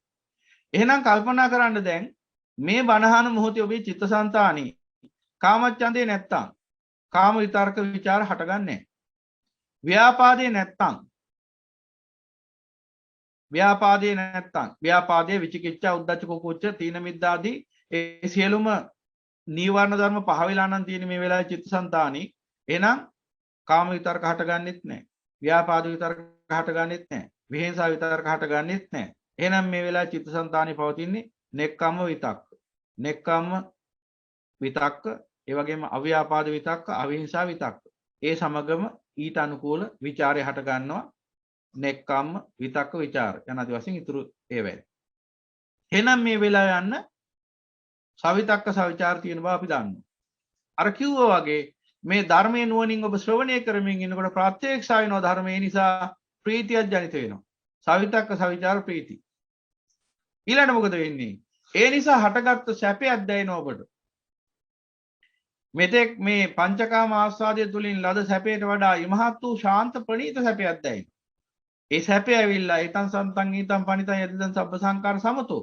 මේ සංකාර නිරුද්ධ වෙච්ච නිසා, සමතේටපත් වෙච්ච නිසා, සාකල්යෙන් පූර්ණ වශයෙන් සමතේටපත් වුණා නම් ආර්යතුන් වහන්සේ අත්දකින්න ශාන්ත ප්‍රණීත භාවය ඔබ අත්දකින්න. නමුත් ඒ මට්ටම් වලින් රාග මොහ නිරුද්ධ වෙන නිසා, සංකාරයන්ගේ නිරෝධය ඒ මට්ටමේ පිහිටන නිසා ඔබට ඒ මට්ටමින් තමයි ඒ නිවන ශාන්ත ප්‍රණීත බව දැනගන්න ලැබෙන්නේ. ප්‍රඥාවෙන් දැනගන්න. ඒ වගේම සමාධියෙන් යම් ආකාරකින් සංසිඳන සෝය අත්දකින්නේ. හිතේ සංසිඳීම අත්දකින්නේ. එහෙනම් අන්න මේ වෙලාවේ හිතේ රාග දේශ මොහ සංසිඳිච්ච නිසා, ගින්දර නිවිච්ච නිසා, සංකාර සමදේටපත් වෙච්ච නිසා, නිරෝධයටපත් වෙච්ච නිසා ඔබ සුඛයත් අත්දකින්න. ඒ තමයි නිරාමිෂ සැපේ. එහෙනම් මේ මොහොතේ සවිතක්ක සවිචාර ප්‍රීති සුඛ කියන අංග හතරම දකින්න ලැබෙනවා. ඒක මොකද වෙන්නේ? ඒ සවිතක්ක සවිචාර ප්‍රීති සුඛ කියන අංග හතර පරිවාර කරගෙන චිත්ත ඒකාග්‍රතාව ගොඩ නැගෙනවා. ඒ තමයි ඔබ දැන් මේ අහන බණ අහන මේ උතුම් වූ ආර්ය සමාධිය. දැන් සමාධියක් නොතිබුණා නම් ඔබ කොහොමද පැය ගහනක් එක දිගට බණ අහන්නේ? මම ඉදත් කිව්වේ අර බටහිර ලෝකයා අපිරිසුදු සිතින් ජීවත් වෙලා විනාඩි 20ක් උපරිම එක දෙයක් කෙරෙහි අවධානය යොමු කරන්න පුළුවන් කියලා විවිධාකාර නිර්ණායකයන් හදාගෙන අධ්‍යාපනයට පවයව ගෙනල්ලා අධ්‍යාපනයේදී වුණත් ළමයට එක දෙයක් ඕනම දෙයක් විනාඩි 20යි අහන් ඉන්න පුළුවන්. ඊට පස්සේ අවධානය විදිනවා යන ආදි වශයෙන් ඊට වඩා ඒක අහන් ඉන්න බෑ කියලා හදාගෙන තියෙන තමන්ගේ කෙලෙස් බර කුණු වෙච්ච හිතින් මතයක්. දැන් මේ ආර පුද්ගලයෝ බණ අහන්නේ පැය 12 13 විනාඩි 20 ආගේ තන විනාඩි 20 විනාඩි 20ක් මදි අපිට Zoom එකේ නම කියන්න. එතකොට දැන් මේ පැය ගාණක් ඉන්නේ කොහොමද එහෙනම්? කොච්චරලා හරි බණ කිව්වොත් ඔබත් අහන් ඉන්න මන් දන්නවා. දැන් බණ කියන්නේ කොහොමද? බණ අහන්නේ කොහොමද සමාධියක් නැත්තම්? එහෙනම් මේ සමාධිය මොන වගේ සමාධියක්ද? අකුසල සමාධියක්ද ඒක? නෑ කුසල සමාධිය. එහෙනම් ඒක අනාර්ය සමාධියක්ද? නෑ ඒක ආර්ය සමාධිය. එහෙනම් ඒකාග්‍රතාව නැද්ද එතන? නෑ ඒකාග්‍රතාව තියෙනවා. සම්තිට්ඨති සම්නිසිදති ඒකෝදි හෝති සමාධියති. දැන් හිත සංසිඳෙලා නැද්ද? හිත නිශ්චල වෙලා නැද්ද? ඒකෝදි හෝති සමාධියති. ඒක නෙවෙයි සමාධිය කියන්නේ. දැන් සමාධිය වෙලා නැද්ද? සමාධිය වෙලා නැත්තම් මේ වෙලාවේ ඔබ නිදි ඇති. එහෙම නැත්නම් වෙන මොන හරි වැඩක ඇති. ටීවී බලනවා ඇති. ඔය හරි ලෝකේ මොකක් හරි ආස්වාද වැඩ පිළිවෙලක මායයට කොටු වෙලා ඇති. ඒ සමාධිය නැති අය. හැබැයි සමාධිය වැඩිච්ච අය ඔක්කොම බණ අහනවා ඇති. එහෙනම් මේ වෙලාව තුළ වැඩලා තියෙන ඔය සමාධිය උතුම් වූ සමාධිය තුළ සවිතක්ක සවිචාර ප්‍රීති සුඛ ඒකාග්‍රතාව කියන අංග පහම දකින්න ලැබෙනවා නම් මේ ලෝකෝත්තර ප්‍රථම ධානය චිත්ත ස්වභාවය. හැබැයි පූර්ණ වශයෙන් ඔබ දකින්නේ නැහැ. මොකද ඒකට හේතුව මේ සමාධිය තියෙන ආකාර තුනක් ක්ෂණික සමාධිය, උපචාර සමාධිය, අර්පණ සමාධිය කියලා. මේ ඔබ දකින්නේ උපචාර සමාධියයි. හැබැයි මේ බණහන සමහර අය මට කියලා තියෙනවා ඊටත් එහාට ගිහිල්ලා ඒ අය ඒ අර්පණා මට්ටමටම ඒ සමාධිය අත්දකින්නවා සමහර අවස්ථාවලදී කියලා. ඒක වෙන්න පුළුවන්. ඒක වෙන්න පුළුවන්. ඒ ගැන පුදුමයක් නෑ. මොකද ඒ දහම් සමාධිය තරම්ම බලවත් වෙනවා. එතකොට කෙනෙක් බණ අහගෙන ඉන්නකොට ඒ දහම් නිමිත්තේම හිත පිහිටලා දෙකින් දෙකට ඒ දහම් නිමිත්තම සවිචාර වුණොත් ප්‍රීති සුඛ ඒකාග්‍රතාව කියන ඉතුරු අංග තුන බලවත් වෙලා අර්පණාවට ළඟා වෙන්න පුළුවන්. එහෙම වුණොත් ඒ මොහොත තුල හැබැයි ඔබට බණ ඇහෙන්නේ නැතුව යනවා. එහෙම වෙච්ච අවස්ථාවක් දෙකක් ගැන මට මතකයි අපේ මේ පින්වත් ශ්‍රාවකයෝ දෙතුන් දෙනෙක් සඳහනක් කළා. ඒ කියන්නේ ඒ අයට අර අර්පණා මට්ටමටම ධානය වැඩෙනවා යම්කිසි ආකාරයකින් සංසාරේ ප්‍රගුණ කරලා උබ්බයෝග තියෙන අය වෙන්න පුළුවන්. එහෙම අයට ඉක්මනින් ඒ ධ්‍යාන වැඩෙනවා. එන අන්න ලෝකෝත්තර ධ්‍යාන ලේසියෙන්ම වැඩෙනවා. හැබැයි ලේසියෙන් වැඩෙනවා කියුවට නිකම්ම වැඩෙනව නෙවෙයි. කාමයෙන් වෙන් වෙච්ච සිතකින් වාසය කරන ඒකාන්ත වශයෙන්ම කාමයෙන් වෙන් වී යුතුයි කියන අදිෂ්ඨානෙන් වාසය කරන කෙනෙක් වෙන්න ඕන. අපි හිතමුකෝ ගෘහ ජීවිතයක ගෙවන ගෘහ ජීවිතයක ගෘහයේ කටයුතු කරමින් ඉන්න කෙනෙක් වෙන්නත් පුළුවන්.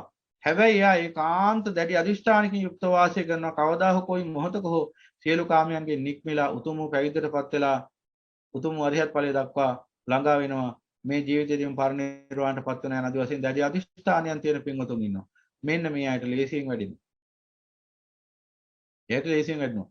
තව සංසාරේ බඩ ගන්න බලාපොරොත්තුවක් තියෙනවා නම් තව දිව්‍ය ලෝකවල බඩ ගාලා එහෙම ගිහිල්ලා නම් සංසාරේ නිවනටපත් වෙන්න බලාපොරොත්තු වෙන්නේ.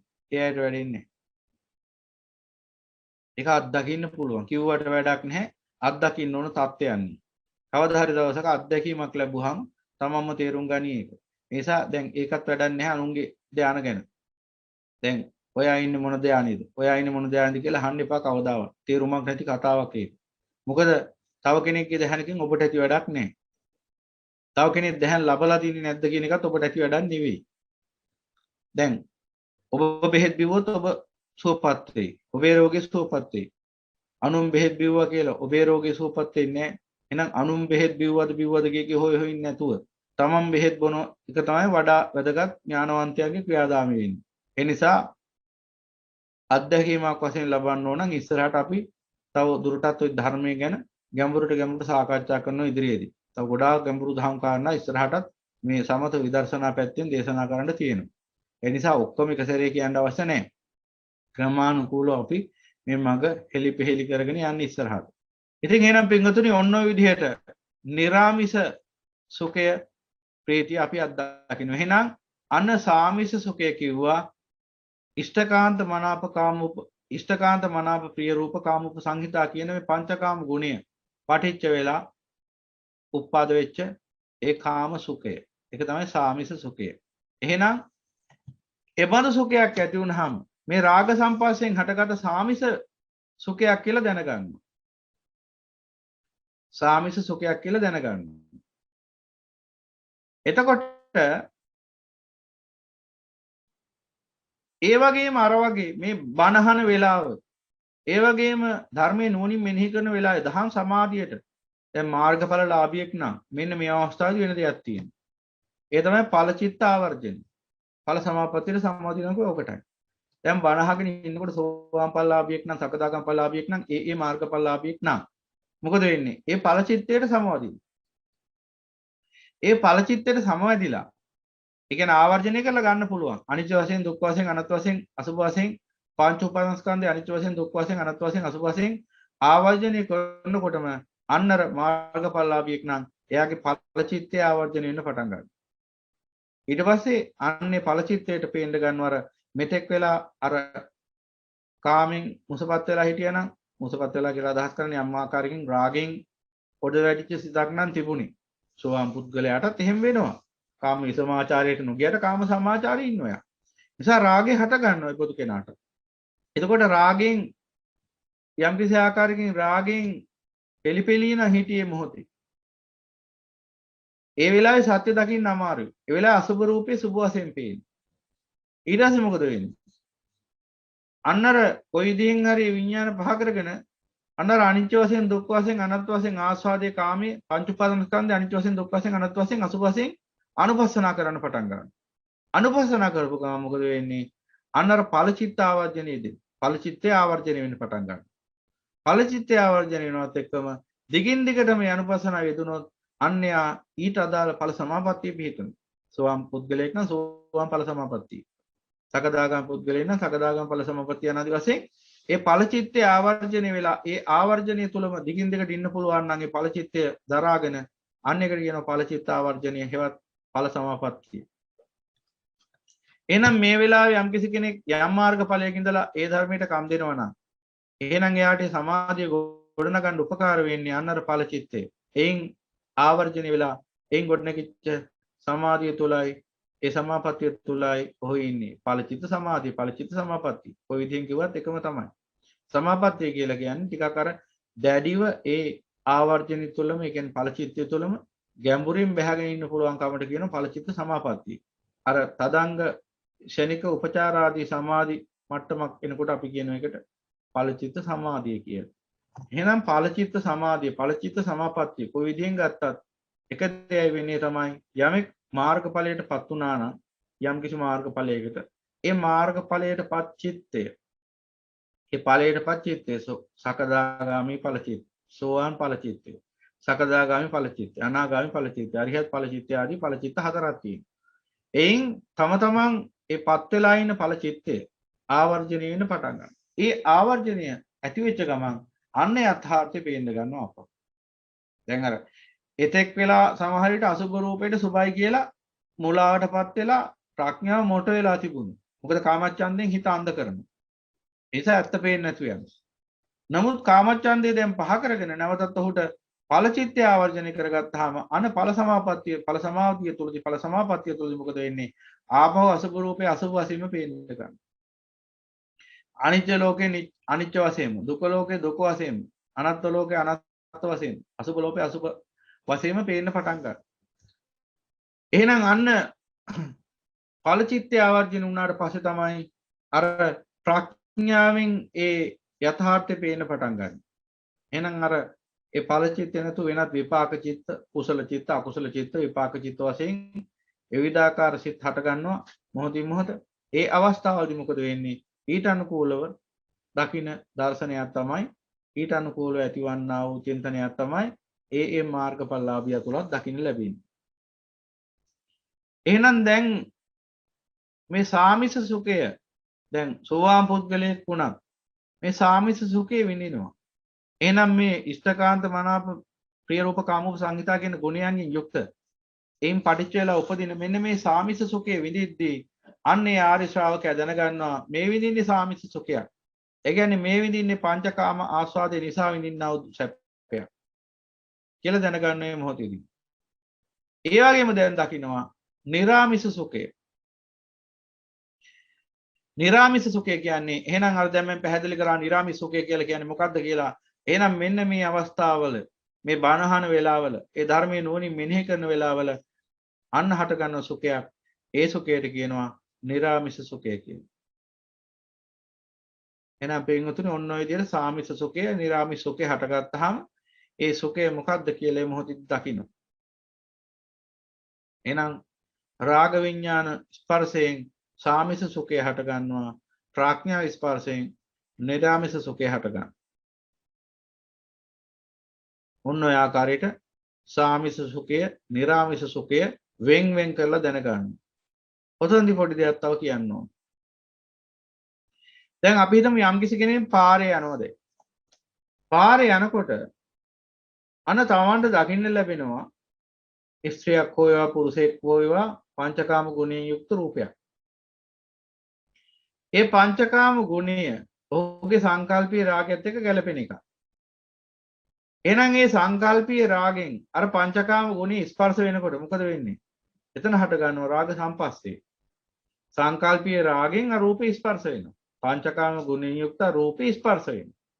දැන් මොකද වෙන්නේ? සැප වේදනාවක් ඇති වෙනවා. මොන වේදනාවද? සාමිස සුඛ වේදනාවත් ආස්වාදේ. දැන් මෙන්න මේ වෙලාවේ සාමිස සුඛ වේදනාව ඇති වුණාම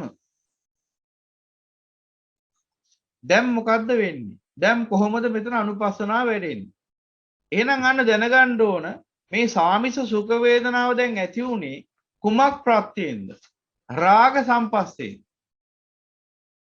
පටිච්ච සමුප්පාද දෙපැත්තක් තියෙනවා. දැන් ඔය වේදනාව සකස් වුනේ කොතනද? පස්සපච්චය වේදනා කියන තැනනේ. එහෙනම් එතනින් ඉදිරියක් දකින්න ඕන. එතනින් මුල පැත්තක් දකින්න ඕන, අග පැත්තක් දකින්න. දෙපැත්තම බලන්න ඕන. අනිත්‍ය ධර්මයේ තුලදී හේතුවක් දකින්න ඕන, ඵලයක් දකින්න ඕන. හේතුවයි ඵලයයි දෙකම දකින්න ඕන. එතකොට තමයි නිරෝධය කරා හිත පිහිටන්නේ. එහෙනම් දැන් දකින්න ඕන මේ රාග සම්පස්සය මේ සැප වේදනාව සකස්ුනේ මොන හේතුවෙන්ද? මොන හේතුවෙන්ද කියලා දකින්න එක තමයි අර හේතුව දැකීම. එතකොට පේනවා එහෙනම් ඒ සෝමනස්ස සහගත සුඛ වේදනාවත් ඒ ආස්වාදේ. එහෙම නැත්නම් සාමිස සුඛ වේදනාව හටගත්තේ රාග සම්පස්සයෙන් කිය.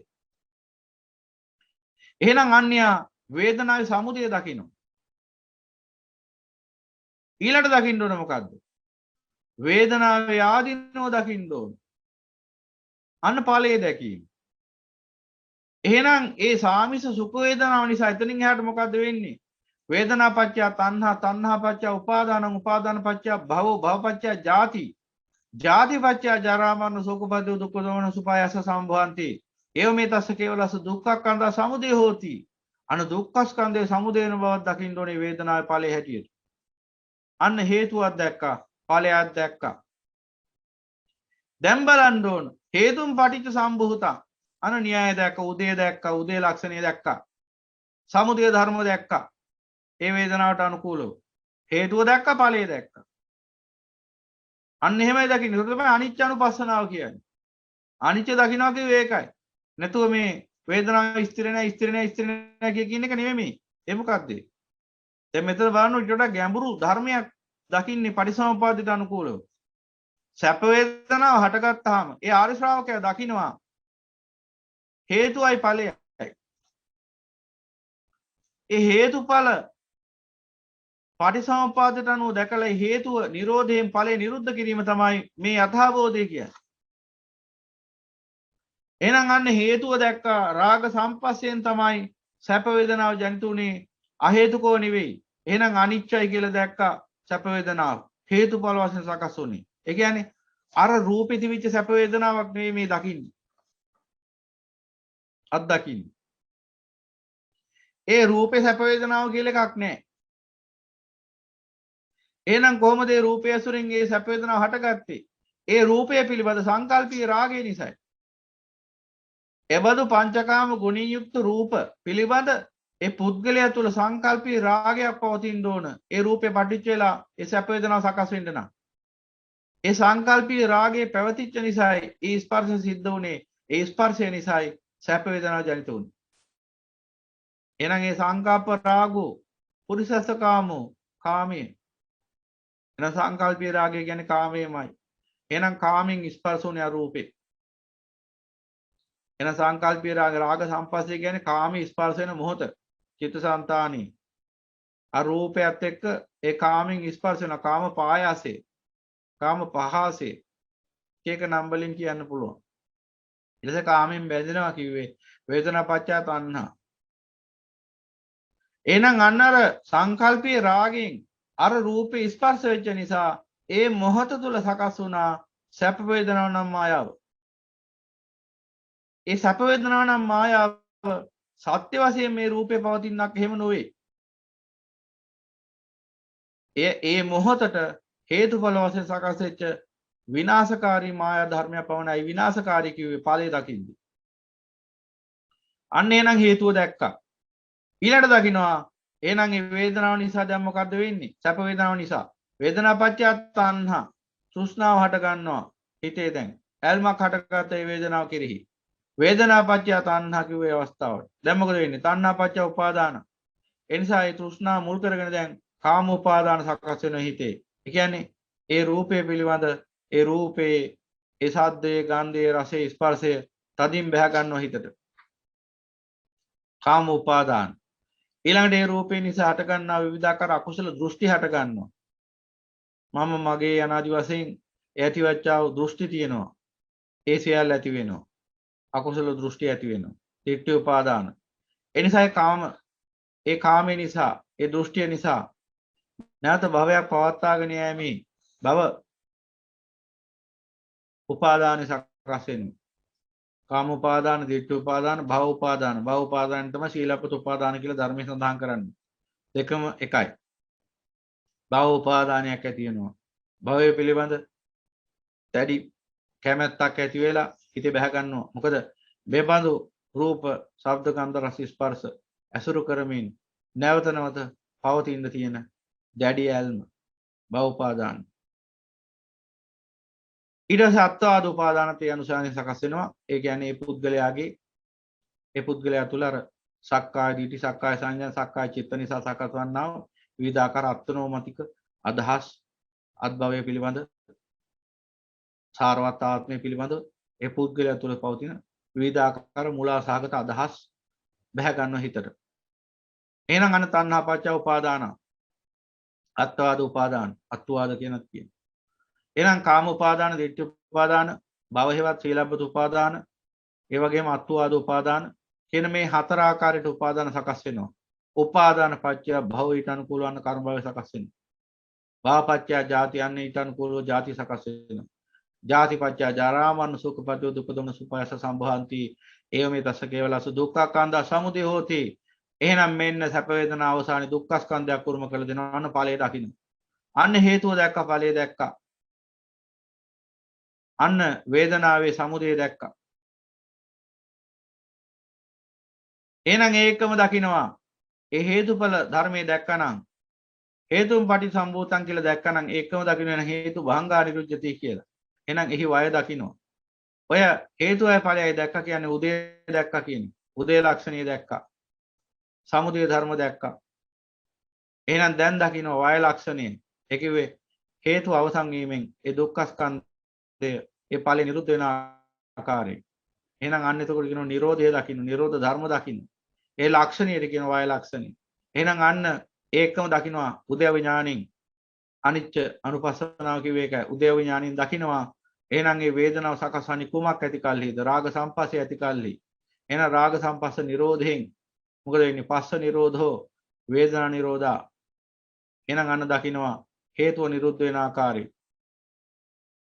එහෙනම් අන්න හේතුව නිරුද්ධ වුණාම ඵලය නිරුද්ධ වෙන ආකාරය දකින්නවා. එහෙනම් අන්න සැප වේදනාව සකස් වන්නේ මෙන්න මේ රාග සම්පස්සේ ඇති කල්ලි. එහෙනම් ඒ රාග සම්පස්සේ නිරුද්ධ වුණොත් මොකද වෙන්නේ? පස්ස නිරෝධ වේදනා නිරෝධා. එහෙනම් ඔන්න සැප වේදනාව දැන් නිරුද්ධයි. සාමිස සුඛ වේදනා නිරුද්ධයි. දැන් මොකද වෙන්නේ? සාමිස සුඛ වේදනා නිරුද්ධ නම් එතනින් එහාට දැන් මොකද්ද වෙන්නේ? එතනින් එහාට වේදනා නිරෝධෝ තණ්හා නිරෝධා, තණ්හා නිරෝධෝ උපාදාන නිරෝධා, උපාදාන නිරෝධෝ භව නිරෝධා, භව නිරෝධෝ ජාති නිරෝධා, ජාති නිරෝධෝ ජරා මරණ ශෝක පරිදේව දුක්ඛ දෝමන සුපායස නිරුද්ධාන්ති. ඒව මේතස්ස කේවලස දුක්ඛක්ඛන්දස නිරෝධෝ හෝති කියලා නිරුද්ධ භාවයට පත් වෙනවා සියලු දුක්ඛ ස්කන්ධේ. අන නිරෝධය නිවන. එහෙනම් ඔන්න ඔය අනුසාරයෙන් මේ වේදනාවන්හි සමුදය නිරෝධය දකිමින් වාසය කරනවා. ඉති අජ්ජත්තං වා වේදනාසු වේදනානුපස්සී විහෙරති බහිද්ධාවා වේදනාසු වේදනානුපස්සී විහෙරති අජ්ජත්ත බහිද්ධාවා වේදනාසු වේදනානුපස්සී විහෙරති සමුදය ධම්මානුපස්සීවා වේදනාසු විහෙරති වය ධම්මානුපස්සීවා වේදනාසු විහෙරති සමුදය වය ධම්මානුපස්සීවා වේදනාසු විහෙරති අත්ති වේදනාතිවා පනස සති පච්චුප්පට්ඨිතා හෝති යාව දේව ඥානමත්තාය පටිසති මත්තාය අනිසිතෝච විහෙරති නචකින්ච ලෝකේ උපාදීයති එවම්පිකෝ භික්ඛවේ භික්ඛු වේදනාසු වේදනනුපස්සී විහෙරති. ඔන්න සමුදය නිරෝධය දකින්න ආකාරය. වය ධම්ම සමුදය ධම්ම වය ධම්ම දකින්න ආකාරය. දැන් එහෙනම් ওই විදිහටම දැන් අපි දැනගත්ත දැන් එකක් දැනගත්ත අපි සාමිස දුක්ඛයයි සාමිස සැපයයි නිරාමිස සැපයයි. ඒ තුරු ටිකක් දැනගන්න ඕන. එහෙනම් සාමිස දුක්ඛ කියන්නේ මොකක්ද? අන්නර ඉෂ්ඨකාන්ත මනාප ප්‍රිය රූප කාමූප සංහිතා කියන මේ පංචකාම ගුණය පටිච්ච වෙලා උපදින යම්කිසි දුක් වේදනාවක් ඇත්නම් අන්න ඒකට කියන සාමිස දුක්ඛ. දැන් ඔය ප්‍රේමේදී හඬා වැළපේ ඔන්න සාමිස දුක්ඛ. කලින් අර එක වෙලාවකට පංචකාම ගුණය නිසා සතුටටපත් වෙනවා. ඒවට කියනවා සාමිස සුඛ. පංචකාම ගුණයම හේතු කරගෙන ඒ කාම ගුණයන් ඒ කියන්නේ පංචකාම ගුණය හේතු කරගෙන ඒ කාමයන් කෙරෙහි තියෙන ඇල්ම නිසාම ශෝකය හට ගන්නවා. කාමතෝ ජායති ශෝකෝ කාමතෝ ජායති භයං. ඔය තියෙන අන්න සාමිස දුක්ඛ. දැන් කෙනෙක් එක වෙලාවකදී කාමයේ නිසා සතුටු වෙනවා. තව වෙලාවකදී කාමයේ නිසාම දුකටපත් වෙනවා, දාහයටපත් වෙනවා, වේදනාවටපත් වෙනවා. අන්නේ සියල්ලයි තියෙනවා සාමිස දුක්ඛ කියන කොටස. එහෙනම් මම හිතන්නේ ඒ ගැන ගොඩාක් ගැඹුරට පොඩ පැහැදිලි කරන්න අවශ්‍ය නැහැ. වැටහෙනවනේ හොඳින්. ඊළඟට නිරාමිස දුක්ඛ කියන්නේ එහෙනම් මොනවද? නිරාමිස දුක්ඛ ගැන කතාවක් තමයි මම අර මුලින්ම කිව්වේ. මහා සිව හාමුදුරුවෝ ගැන. උන්වහන්සේත් කඳුළු සැලුවා කියලා කිව්වා නේද ඉස්සෙල්ලා. අවුරුදු 30ක් තිස්සේ කඳුළු සැලුවා. අන්නේ නිරාමිස දුක්ඛ. අන්නේ ඒකට තමයි නිරාමිස දුක්ඛ කියන්නේ. ඒ කියන්නේ පංචකාමයෙන් වෙන් වෙලා දුකක් හට ගන්නවා, ශෝකයක් හට ගන්නවා නම් ඒ පංචකාමයෙන් වෙන් වෙච්ච ආර්ය පුද්ගලයාට හට ගන්නා වූ ශෝකය දුක අනර නිරාමිස දුක්ඛ කියන කොටසට ආйти වෙනවා. මොකද දැන් භික්ෂුවක් වශයෙන් මග වඩද්දී ගිහියෙක් හෝ ඒවා පැවිද්දෙක් හෝ ඒවා මග වඩද්දී විවිධාකාර දුෂ්කරතාවට මුහුණ දෙන්න සිද්ධ වෙනවා. එතකොට එයාට දුකක් හට ගන්න ඒ අනුසාරයෙන්. ඒ නිසා අන්න හට ගන්නවා නිරාමිස දුක්ඛ. ඒ කියන්නේ ආමිෂ නිසා හටගත් දුකක් නෙවෙයි ඒක. පංචකාම ගුණය පිළිබඳ ප්‍රශ්න නිසා හටගත් දුකක් නෙවෙයි ඒක. ඒ දුක හට ගන්නවා මෙහිම. අනේ මට තාම මග වර්ධනය කරගන්න, මග වඩා පූර්ණේ කරගන්න බැරි වුණානේ. අනේ මට මේ වගේ බාධා එනවනේ. අනේ මට මේ වගේ දුෂ්කරතා එනවනේ. අනේ මට මග වඩා පූර්ණේ කරගන්න බැරි වෙයිද? අනේ මට මරණයට පෙර මේ මග වඩා පූර්ණේ කරගන්න බැරි වෙයිද? යනාදි වශයෙන් ඔන්නම ශෝකයන් හට ගන්නවා. දුක හට ගන්නවා. ඔන්න වාට කියනවා නිරාමිස දුක්ඛ. භික්ෂුන් වශයෙන් භික්ෂුණීන් වශයෙන් මේ මග වඩද්දී බොහෝ දුෂ්කරතාවලට මුහුණ දෙනවා. චීවර පිණ්ඩපාත සේනාසන ගිලාන පච්ච සම්බන්ධ විවිධාකාර ප්‍රශ්න ඇති වෙනවා.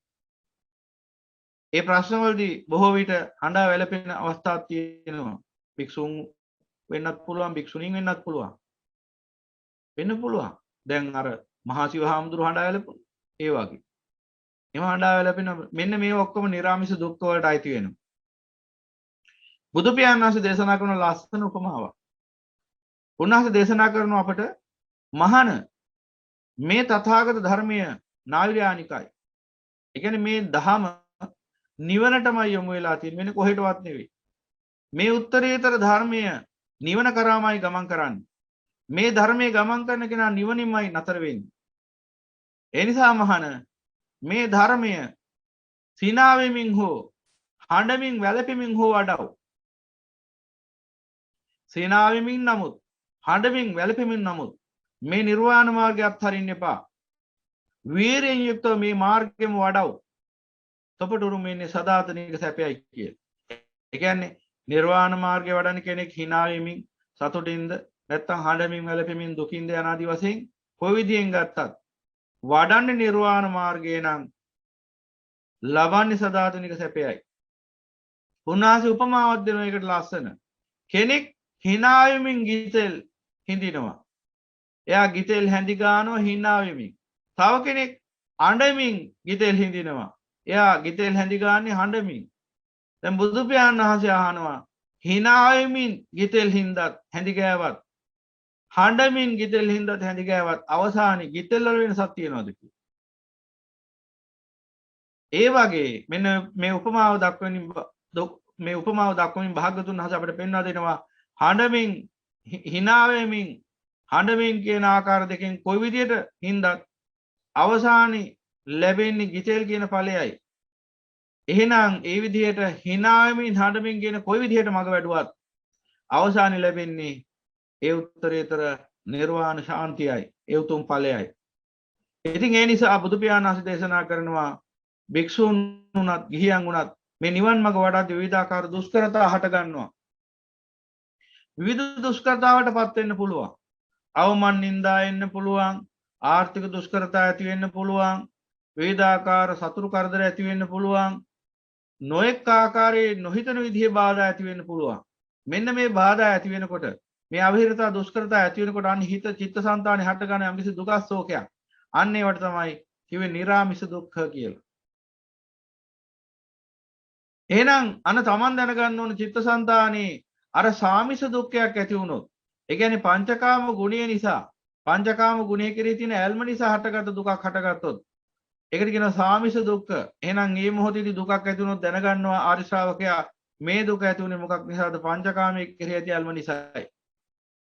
අන සාමිෂ දුක්ඛය දැනගන්නවා මේ මොහොතේදීම.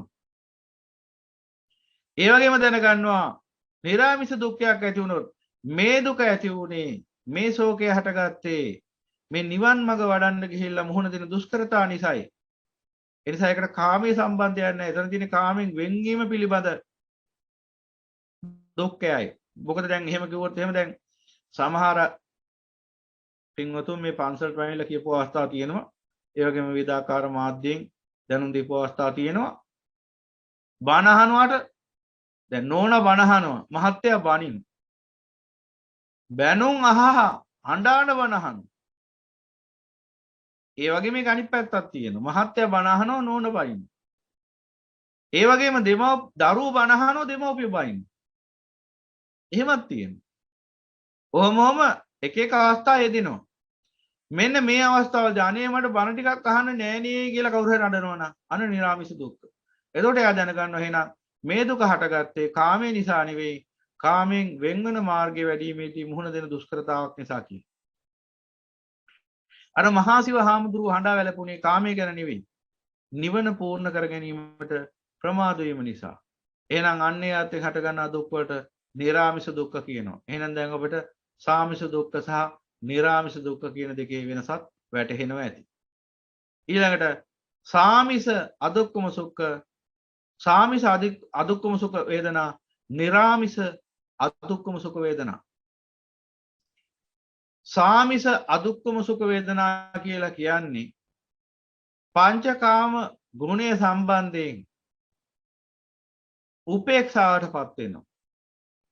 ඇලෙන්න යන්නෙත් නැතුව, ගැටෙන්න යන්නෙත් නැතුව පංචකාමයේ ඇසුරු කරනවා. ඇලීමකුත් නැහැ, ගැටීමකුත් නැහැ. එහෙම ස්වභාවයනුත් එනවා ජීවිතේ විවිධාකාර අවස්ථාවල. ඉෂ්ඨකාන්ත මනාප ප්‍රිය කාමෝපසංහිතා කියන ගුණ සම්බන්ධයෙන් ඇල්මක් ගැටීමක් නැති අවස්ථා පවතිනවා. ඔබට මේ කියන මේ නිරාමිස ආමිස නිරාමිස කියන ඒ වේදනා ගැන දැනගන්න අවශ්‍ය නම් අර නිරාමිස සූත්‍රය කියන සූත්‍රයත් කියවන්න. ඒකෙත් සඳහන් වෙනවා. එහෙනම් මෙන්න මේ සාමිස අදුක්කම සුඛ වේදනා කියලා කියන්නේ මෙන්න මේ පංචකාම ආස්වාදය හේතුවෙන් ඇතිවන අර අදුක්කම සුඛ වේදනා. ඒවටත් අන්න අර කියව බය වගේ සැකේ වගේ කුතුහලයේ විචිකිච්ඡා වගේ මෙන්න මේ වේදනා ඇතුළත් වෙනවා. ඒවා සැපත් නැති දුකත් නැති කියන කොටට වැටෙන ඒවා. ඒවා සැප වෙන්නෙත් නැහැ දුක වෙන්නෙත් නැහැ. මොකද සමහරලාට ඒ දේවල් වලින් සැපයකුත් විඳිනවා මිනිස්සු. සමහරලාට ඒ දේවල් වලින් දුකකුත් විඳිනවා.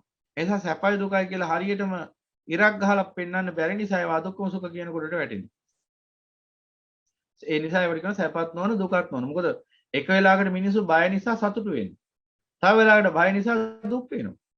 එහෙනම් බය කියන එක සතුටටත් උපකාර කරගෙන තියෙනවා. චිත්‍රපටය අරම හද අන පංචකාම ගුණය නිසා ඇතිවන්නා වූ උපේක්ෂා සහගත දුකක් එතන තියෙනවා. ඒ කියන්නේ ලෝකේ විවිධාකාර පංචකාම ගුණයන් නිසා ඇලෙන්නෙත් නැතුව, ගැටෙන්නෙත් නැතුව උපේක්ෂාවෙන් වාසය කරන්න තැන් අපට ඒ දෙනවා ජීවිත විවිධාකාර අවස්ථාවලදී. එහෙනම් අන්නේ අවස්ථාවන් වලදී පවතින ස්වභාවයන්ට කියනවා අන්න අර සාමිස අදුක්කම සුඛ වේදනා කියලා. දැන් සමාජයේ තියෙනවනේ සිරිත් සිරිත් ගුණ ධර්ම ආචාර ධර්ම කියලා જાතියක්. මෙන්න මේ ගුණ ධර්ම ආචාර ධර්ම ඉදිරියේ සදාචාර ධර්ම ඉදිරියේ මනුෂයන්ට සිද්ධ වෙනවා ඒ භූමිකාවලදී ඒ ස්ථානවලදී ඒ ඉෂ්ඨකාන්ත මනාප ප්‍රිය කාමෝපසංහිතා කියන ගුණයන්ගෙන් යුක්ත රූප ශබ්ද ගන්ධ රස ස්පර්ශ පැවතියත් ඒ කෙරෙහි ඇල්මක් ඇති කරගන්නේ නැතුව ගැටීමක් ඇති කරගන්නේ නැතුව උපේක්ෂාවෙන් යුක්ත වාසය කරන්න. ඒක ගෘහයේදී වෙන්නත් පුළුවන්. ඒක වැඩ කරන රාජකාරී කරන ස්ථානෙ වෙන්නත් පුළුවන්. ඒක මහා මාර්ගයේදී වෙන්නත් පුළුවන්. බස් රථයේදී වෙන්නත් පුළුවන්. හැබැයි උපේක්ෂා ඉක්මවල ගිහිල්ලා එක්ක ඇලීමකට ගැටීමකට ගියොත් අන්න එතන හට ගන්නවා විනාශයක්. ඒ සාමිස උපේක්ෂාවත් ඉක්මවල ගියොත් අන්න එතන හට ගන්නවා ඇලුනොත් එතනත් හට ගන්නවා යම් කිසි ආකාරයක ප්‍රශ්නයක්. ගැටුනොත් එතනත් හට ගන්නවා යම් කිසි ආකාරයක ප්‍රශ්නයක්. එහෙනම් ওই සමහර අවස්ථාවලදී ඔය නිවසේදී වෙන්න පුළුවන්, කාර්යාලයේදී වෙන්න පුළුවන්, දුම්රිය පොළේදී වෙන්න පුළුවන්, බස් රථයේදී දුම්රියේදී කොහෙදී හරි වුණත් ඔය පංචකාම ගුණ සම්බන්ධයෙන් උපේක්ෂාවටපත් වෙන්න බැරි මිනිස්සුયો අතින් සිදුවන අගතියින් දකින්න පුළුවන්. එක්ක ඇලෙන්න යනවා, එක්ක ගැටෙන්න යනවා ඒවත් එක්ක. ඒ නිසා එතන අන්න හට ගන්නවා එක්ක ඇලෙන්න ගියොත් ඉතින් සෝමනස්සහගත සුඛ වේදනාවක් ඇති වෙනවා. ගැටෙන්න ගියොත් ඒවත් එකන දෝමනස්සහගත දුක් වේදනාවක් ඇති වෙනවා. ඉතින් මේ දෙකටම නැතුව උපේක්ෂාවෙන් ඉන්න පුළුවන් නම් අන්න එතන සාමිස අදුක්කම සුඛ වේදනාව හට ගන්නවා. ඉතින් ජීවිතයේ ඔබට වැඩි හරියක්ම මුහුණ දෙන්න සිද්ධ වෙන්නේ වේදනාවට තමයි. මොකද කොච්චර දැන් තමන් ප්‍රියයි මනාපයි කාමෝපසං ඉෂ්ඨකාන්ත මනාප ප්‍රිය කාමෝපසංහිතා කියන ගුණයන්ගෙන් යුක්ත ස්ත්‍රියක් වේවා පුරුෂයෙක් වේවා කියමුකෝ. දැන් අපිට මුණ ගැහෙනවා. දැන් මේ ස්ත්‍රිය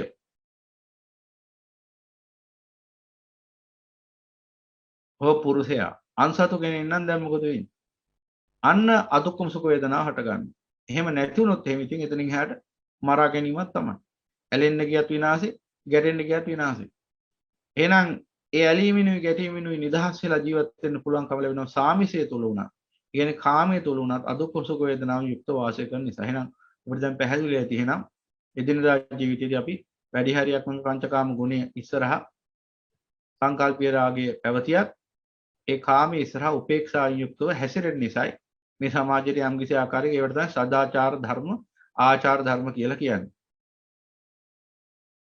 ඒක මම ඉතින් එකට කියන්න ඕනේ නැහැ නේ ගැඹුරින් ගැඹුරට ඔබට තේරෙනවා ඇති. ඒක ඉක්මවල ගියාම ව්‍යාභිචාරයන්ටත් වැටෙනවා. ව්‍යාභිචාරයන්ටත් වැටෙන්න පුළුවන්. මොකද දැන් පවුලක් ගත්තොත් එහෙම මේ පවුලේ අපි හිතමු සහෝදරයෝ ඉන්නවා 5 දෙනෙක්. ඒ සහෝදරයෝ 5 දෙනාට බිරින්දෑවරු 5 දෙනෙක් ඉන්නවා. අපි සුද්ධ සිංහලෙන්ම කියමු. ඒක තවත් තේරෙනවනේ. සහෝදරයෝ 5 දෙනෙක් ඉන්නවා. මේ සහෝදර 5 දෙනාට බිරින්දෑවරු 5 දෙනෙක් ඉන්නවා. දැන් එතකොට දැන් එක පුරුෂයෙක් ගත්තොත් මෙතනින් ඒ සහෝදර පස් දෙනාගෙන් එක පුරුෂයෙක් ගත්තොත් ඒ පුරුෂයාට ඒ පුරුෂයාගේ සංකල්පීය රාගය තුල පවතින සංකල්පීය රූප තමයි අනික් ස්ත්‍රීන් හතර දෙනා. නමුත් දැන් ඔහුට සිද්ධ වෙනවා මේ හතර දෙනාම සහෝදරිය වශයෙන් සැලකලා. උපේක්ෂාවෙන් වැඩ වසන් වෙනවා. උපේක්ෂාවෙන් යුක්තව වාසය කරන්න වෙනවා. මොකද එසේ නොවුනොත් ඉතින් සහෝදරකමක් ඉවරයි. ඒ නිසා අන්න පාංචකාම ගුණය ඉස්සරහා අනු උපේක්ෂාවටපත් වෙන ආකාරය. සාමිස අදුක්කම සුඛ වේදනා කියලා ඒ අවස්ථාවට කිව්වා. ඒකෙන් ඇල්මක් විඳින්න ගියත් ප්‍රශ්නයක් ඇති වෙනවා. ඒකෙන් ගැටීමක් ඇති කරගත්තත් ප්‍රශ්නයක් ඇති වෙනවා. එහෙනම් සාමිස අදුක්කම සුඛ වේදනා කව ඔන්න අවස්ථාවල. ওই අවස්ථාව හැමතැනම එදිනවා. මම ඉස්සෙල්ලා කිව්වේ කාර්යාල, ගෙවල් දොරවල්, උත්සව අවස්ථා මේ හැමතැනකදීම ඔන්න සාමිස අදුක්කම සුඛ වේදනා තමයි විඳින්න සිද්ධ වෙන්නේ. ඒ වෙලාවදී එහෙනම් දැනගන්න ඕන මේ වෙලාවේ සාමිස අදුක්කම සුඛ වේදනාවක් තමයි මේ වෙලාවේ විඳින්නේ කියලා. දැන් ඒක අර මම අර ඉස්සෙල්ලා කිව්ව උපමාවෙන් හොඳටම තේරෙන්නේ නැහැ. දැන් අපි හිතමුකෝ යම්කිසි උත්සවයක් එහෙම නැත්නම් පෙරහැරක් එහෙම නැත්නම් මහා මාර්ගයේ එහෙම දකින අර වගේ අන්සතු ස්ත්‍රීන් හෝ යම්කිසි ආකාරකින් සදාචාර සීමාව නික්මවන තත්ත්වයේ පුරුෂයෙක් හෝ ස්ත්‍රියක් වෙන්න පුළුවන්. ඒ බඳු අය සම්බන්ධයෙන් කෙනෙක්ට රාගින් ස්පර්ශ කළ ඒ රූපයේ ඇසුරින් ආස්වාදයක් විඳින්න පුළුවන්. හැබැයි ඒක පිටින් බලලා කාටවත් තේරෙන්නේ නැහැ. ඊළඟට ඕන්නම් ඒ රූපේ ඇසුරු කරගෙන දේශ සම්පස්සය සකස් කරගෙන ඒ රූපේ නිසා දොමනස සහගත දුක වේදනාවක් විඳින්නත් පුළුවන්. හැබැයි අර වගේ තත්ත්වයකදී අර දැන් මං කිව්ව උදාහරණයක් අර සහෝදරයෝ පස් දෙනෙක් ඉන්නවා. මේ සහෝදරයෝ පස් දෙනාම විවාහකයි. දැන් මෙන්න මේ අයගේ බිරිඳවරු සම්බන්ධයෙන් ඒ සහෝදරයෝ පිළිපදින යම්කිසි පිළිවෙතක් තියෙනවා. එහෙනම් අර තමන්ගේ ඒ නෑනලාව දකින්නේ සහෝදරියෝ වගේ. ඒ නිසා ඒ අයගේ රූපෙන් ආස්වාදයක් විඳින්න යන්නෙත් නැහැ. කියන සෝමනස්සයක් හටගන්නේ නැහැ රූපේ නිසා. දෝමනස්සයක් හටගන්නෙත් නැහැ. උපේක්ෂාවෙන් යුක්තව වාසය කරන. ඔන්න ඕකට තමයි සාමිස අදුක්කම සුඛය කියලා කියන්නේ. සාමිස අදුක්කම සුඛ වේදනාව කියලා කියන්නේ. එහෙනම් නිරාමිස අදුක්කම සුඛ වේදනාව කියන්නේ මොකක්ද? ඒකත් අර ඉස්සෙල්ලා පැහැදිලි කරපු ආකාරයටම පාංචකාම ගුණයෙන් වෙන් වෙලා වාසය කරන කෙනා නිරාමිස අදුක්කම සුඛ වේදනාවක් විඳිනවා. ඒ නිරාමිස අදුක්කම සුඛ වේදනාව අරිහතුන් වහන්සේ නම් අරිහත් ඵලයේදී අත්දකින්න. චතුර්ථ ධානයේ පවතිනා වූ චිත්ත ස්වභාවය. නිරාමිස අදුක්කම සුඛ වේදනාව. එතනින් මෙහා එක විඳින්න බැරිද? පුළුවන්. මම එකයි කිව්වේ. දැන් අපි මේ ආර්ය මාර්ගයේ වඩන අවස්ථාව තුලදී මේ මාර්ගඵල ආදී විවිධාකාරමේ උත්තරීතර මනුෂ්‍ය ගුණධර්ම ගැන ඒ වගේම ඒ උතුම් මාර්ගඵලයන් පූර්ණේ කරගෙන මේ නිවන් මඟ වැඩිම පිළිබඳව සමහරලාට සතුටටපත් වෙනවා. ඒව තමයි දැන් අර ඉස්සෙල්ලා කිව්වා වගේ දැන් මේ බණහමින් ඉන්නකොට සුවය උපදිනවා, සුඛය උපදිනවා, ප්‍රීතිය සුඛය උපදිනවා. ඒවා තමයි අර නිරාමිස සුඛ. ඒ වගේම තමයි Tamanට මේ මාර්ග තාමත් අනේ වඩා පූර්ණේ කරගන්න බැරි වුණානේ. එහෙම නැත්නම් හරියට මට බණ අහන්න බැරි වුණානේ. තාමත් තව ධර්මයේ හරියට අහන්න මට අවස්ථාවක් ලැබෙන්නේ නැහනේ. මම මේ ප්‍රශ්න කොටක හිර වෙලානේ. මට ඒ නිසා ධර්මයෙන් මගෙන් පොඩ්ඩක් ඈත් වෙලානේ යන දිවසින් ධර්මයෙන් වෙන්වීමට සිදුවීම ගැන හට ගන්නා දුක්ඛයන් තමයි අර නිරාමිස දුක්ඛ කියලා කියන්නේ. ඒ වගේම එන නිරාමිස අදුක්ඛම සුඛ කියලා කියන්නේ මොකද්ද? ඒ නිවන් මඟ වැඩිම නිසා දැන් මේ වගේ බණහන වෙලාවක උනත් කෙනෙක් තුළ ඒ නිරාමිස අදුක්ඛම සුඛ වේදනාවත් හට ගන්න පුළුවන්. ඒ කියන්නේ එයා බණහලත් ඒ අප්‍රමාණ සුවයකට සතුටටපත් වෙන්නේත් නැහැ. එහෙම බණහන්න නොලැබුණා කියලා දුකටපත් වෙන්නේත් නැහැ. ආර්ය උපේක්ෂාවෙන් යුක්ත වැඩ වාසය කරනවා. එහෙනම් ඒ ආර්ය උපේක්ෂාව කියන්නේ අරිහත් ඵලයේදී පූර්ණ වෙන උපේක්ෂාව. ප්‍රථම ධානයේදලම ඒ උපේක්ෂාව පවතිනවා. ප්‍රථම ධානයේදලේ උපේක්ෂාව තමයි අපි දැන් කිව්වේ මොකද්ද? සවිතක්ක සවිචාර ප්‍රීති සුඛ ඒකාග්‍රතාව. ඔය ඒකාග්‍රතාව කියලා කියන උපේක්ෂාවට තමයි. එන උපේක්ෂාව කියලා කියන්නේ මෙතන වෙන මොකක්වත්ම නෙවෙයි. ඇතර මේ ආර්ය සමාධියම. උපේක්ෂා ඒකාග්‍රතාව. උපේක්ෂා ඒකාග්‍රතාව තමයි ඒකාග්‍රතාව කියලා කෙටි කරලා කියන්නේ. එහෙනම් ප්‍රථම ධානයේදී උපේක්ෂා ඒකාග්‍රතාව පවතිනවා. ද්විතීය ධානයේදී උපේක්ෂා ඒකාග්‍රතාව පවතිනවා. තෘතීය ධානයේදී උපේක්ෂා ඒකාග්‍රතාව පවතිනවා. චතුර්ථ ධානයේදී උපේක්ෂා ඒකාග්‍රතාව පවතිනවා. චතුර්ථ ධානයේදී වෙනස තියෙන්නේ සවිතක්ක සවිචාර ප්‍රීති සුඛ කියන ඊතුරු අංග හතරම දුරු වෙලා උපේක්ෂා ඒකාග්‍රතාව විතරක් තනිවම පවතින. එසා චතුර්ථ ධානයේදී තමයි යම්කිසි කෙනෙක්ට මේ නිරාමිස උපේක්ෂාව, නිරාමිස අදුක්කම සුඛය කියන මේ වේදනාව සහ මුලින්ම පූර්ණ වශයෙන් අත්දකින්න පුළුවන්කම ලැබෙන්නේ අරිහතුන් වහන්සේට අරිහත් ඵලය පූර්ණ කරගත්තට පස්සේ. මම ඉස්සෙල්ලා සඳහන් කළා එතනින් මෙහා අරිහත් මාර්ග අනුගාමිකයෙක් තුල උනත් පවතින නිරාමිස උපේක්ෂාව කියලා කියන එක. එහෙම නැත්නම් නිරාමිස උපේක්ෂා ඒකාග්‍රතාව කියලා කියන්නේ චිත්ත විපල්ලාසයෙන් යුක්ත ස්වභාවයක්.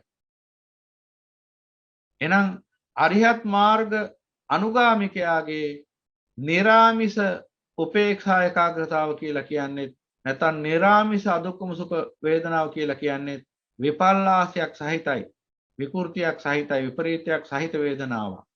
හැබැයි අරිහත් ඵලයට පත් වෙනකොට මොකද වෙන්නේ? අන්නර චිත්ත විපල්ලාසයක් දුරු වෙච්ච නිසා උන්වහන්සේට තව දුරටත් ඒ විපල්ලාසයක් දකින්න උන්වහන්සේ තුළේ විපල්ලාසයක් දකින්න ලැබෙන්නේ නැහැ. එහෙනම් අන්න උන්වහන්සේ තමයි රහතන් වහන්සේ තමයි අය අරිහතුන් වහන්සේ තමයි ඒ උතුම් වූ නිරාමිස උපේක්ෂා ඒකාග්‍රතාව එවත් ඒ නිරාමිස අදුක්කම සුඛ වේදනාව නියමාකාරයෙන් අත්දකින්න උතුමන් වහන්සේ. ඒ වේදනාව අතිශය පාරිශුද්ධයි නිසා උපේක්ෂා පාරිශුද්ධිය කියලා කියනවා. එහෙනම් අන්න එතනදී ඔබ දකින්න ඕනේ එහෙනම් මේ මොහොතේ බණ අහගෙන ඉන්නකොට ඒ කෙනෙක් තුල අර සුඛය මතු වුණොත් දැන් මේ බණ අහගෙන ඉන්නකොට උනත් දැන් මෙහෙම ওই තුනම මතු වෙන්න පුළුවන්. කොහොමද? බණ අහගෙන ඉන්නකොට කෙනෙක් සමාධිය හොඳට වැඩිලා සතුටින් බණ අහගෙන ඉන්න වෙන්න පුළුවන්. එහෙනම් අන්‍යයා නිරාමිස සුඛය විඳිනවා මේ වෙලාවේ. තව කෙනෙක් මේ වෙලාවේ සමාධියේ බිඳිලා නමුත් අමාරුවෙන් හරි බණ අහගෙන ඉන්නවා. සමාධියේ බිඳිලා නිදිමතක් එනවා. වැඩ කොටකුත් හෙට කරන්න තියෙනවා. ගෙදර මිනිස්සුත් කෑ ගහනවා. රෑ වෙලා දැන් නිදා ගනින් කියනවා. දහසක් බැනුම් අහහ බණ අහන.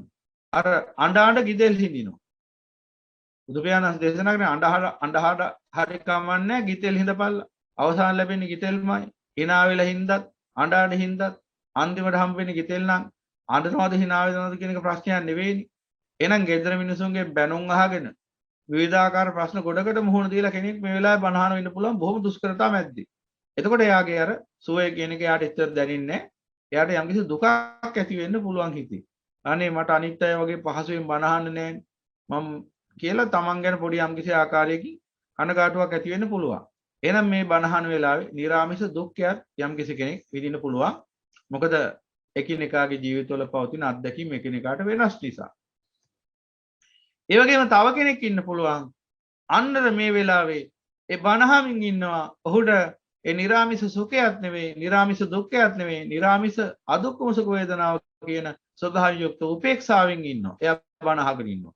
එයාට සුඛයක් කියලා 아무තුවෙන් ලොකුට දැනෙන්නෙත් නැහැ. දුකක් කියලා හැම එකක් දැනෙන්නෙත් නැහැ. සැපයක් කියලා එකක් දැනෙන්නෙත් නැහැ. දුකක් කියලා එකක් දැනෙන්නෙත් නැහැ. එයා ඒ දෙකටම නැතුව මධ්‍යස්ථව මේ ධර්මයට කන් දීගෙන ඉන්නවා. අන්නේ අතුල ඇති වෙනවා නිරාමිස අදුක්ඛම සුඛ වේදනා.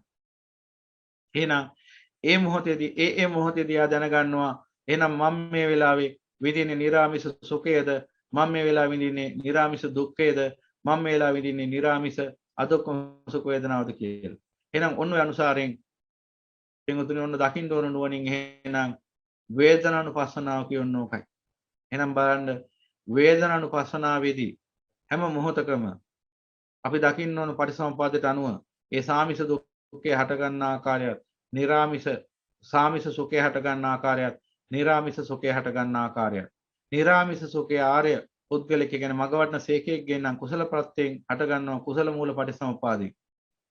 එතකොට අර වේදනාපච්චය අදිමොක්ඛෝ කියලා වේදනාපච්චය පසාදෝ කිව්ව එකයි ප්‍රසාදය ඇති වෙන අර නිරාමිස සැපේ සම්බන්ධයෙන්.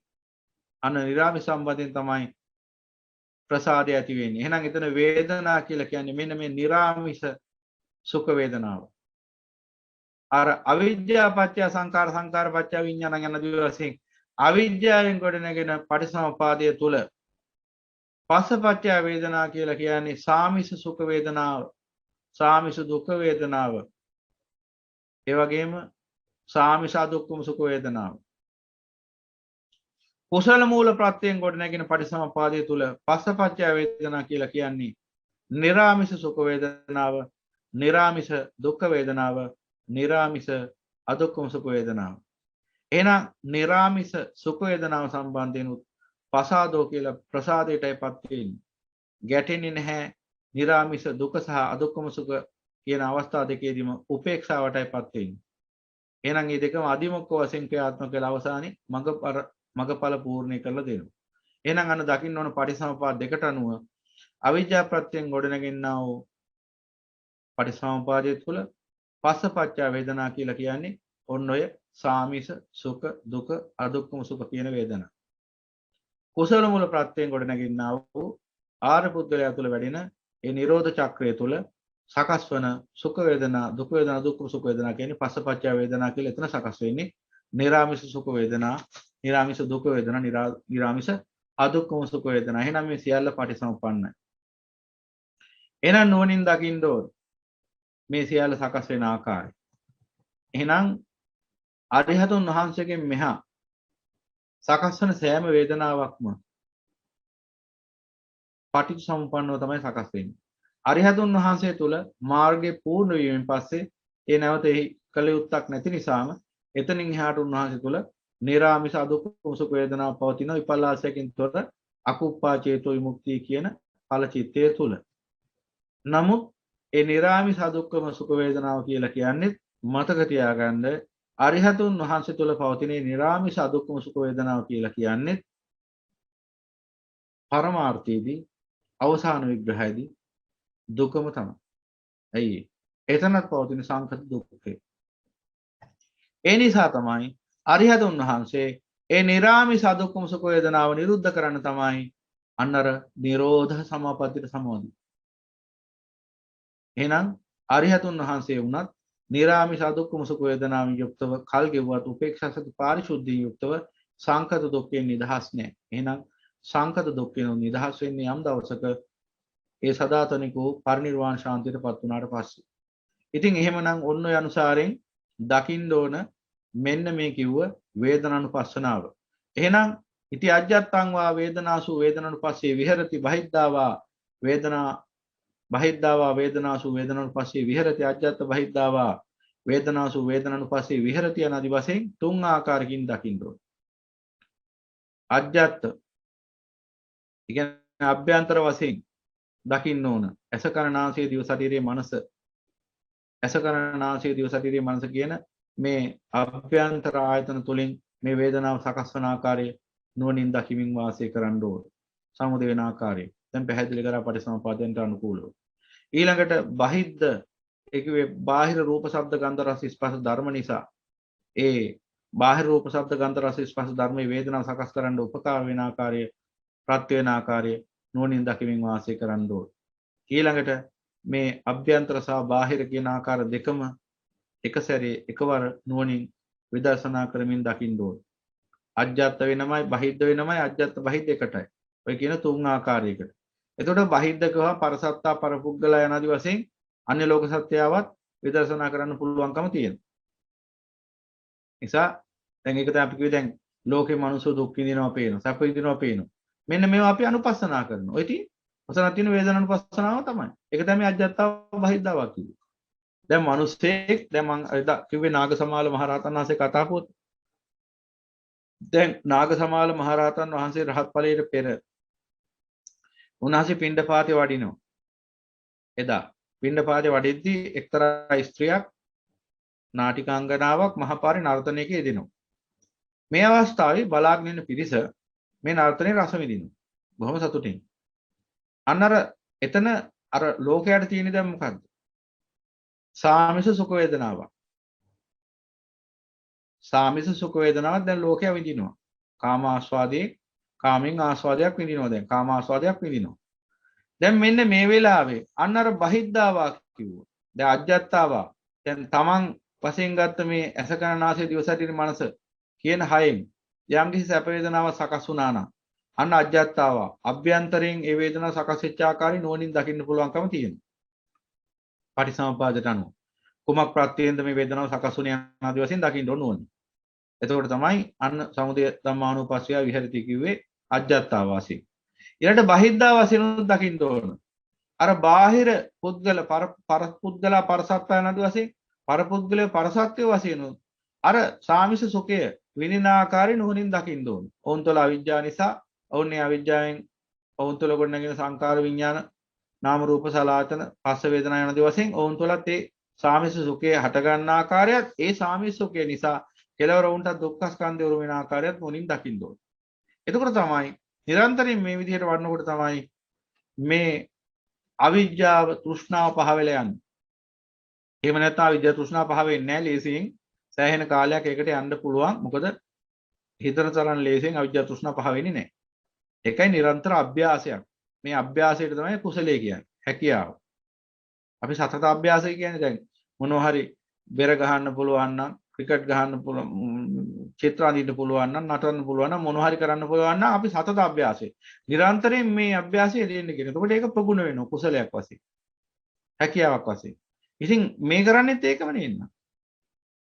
නිරන්තරයෙන් මේ විදිහට අජ්ජත්තාව බහිද්ධාව යනාදී වශයෙන් අභ්‍යන්තර වශයෙන් බාහිර වශයෙන් මේ අභ්‍යන්තර රසකරණාශය දිවසරි මනස බාහිර රූප ශබ්ද ගන්ධ රස ස්පර්ශ ධර්ම කියන මෙන්න මේ 12 ආයතන තුලින් මේ වේදනා සකස් වෙන ආකාරය සාමානුව තනුන් අනුව දෙආකාරයටම බලන්න පුළුවන්. මේ විදිහට බලමින් වාසය කරද්දී අවිද්‍යාව තෘෂ්ණාව වේගයෙන් ප්‍රහාණයටපත් වෙනවා. එහෙනම් අන්න එදාට මොකද වෙන්නේ? එදාට යාට ඒ ආර්ය ශ්‍රාවකයා උපේක්ෂා සති පාරිශුද්ධිය පිහිටියේ නැතත් උපේක්ෂා සති පාරිශුද්ධිය පිහිටන රහතන් වහන්සේනේ. එහෙනම් ඒ උපේක්ෂා ඒකාග්‍රතාව තමයි වැඩෙන්නේ ඒ ආර්ය ශ්‍රාවකයා තුල. එන ආර්ය උපේක්ෂාව වැඩෙනවා සෝවාන් ඵලයේ ඉඳලා. අරිහත් ඵලයේද පූර්ණ වෙනවා. පෘථග්ජනය තුල ඒක නෑ. පෘථග්ජනය තුල තියෙන තනිකරම මෝහ උපේක්ෂාවයි සක්කාය දිට්ඨිය යුක්ත නිසා. සක්කාය දිට්ඨිය යුක්ත පුද්ගලයා ඒ රූප නාම රූප සියල්ල මමයි කියන දෘෂ්ටියෙන් යුක්තව නිවාසය කරන්නේ. ඒ නිසා ඒ පුද්ගලයාට ඒ ආර්ය උපේක්ෂාව ඇති කරගන්න බෑ. ඒ ආර්ය උපේක්ෂාව ඇති වෙන්නේ උතුම් චතුරාර්ය සත්‍ය අවබෝධ වෙච්ච කෙනෙක්ට විතරයි. මොකද එයා සක්කාය දිට්ඨිය දුරු වෙච්ච කෙනෙක්. එහෙනම් සක්කාය දිට්ඨිය දුරු වෙච්ච කෙනාට අර පූර්ණ වශයෙන් විපලාස වලින් නිදහස් වෙන්නේ නැති වුණාට ආර්ය උපේක්ෂාව හට ගන්නවා.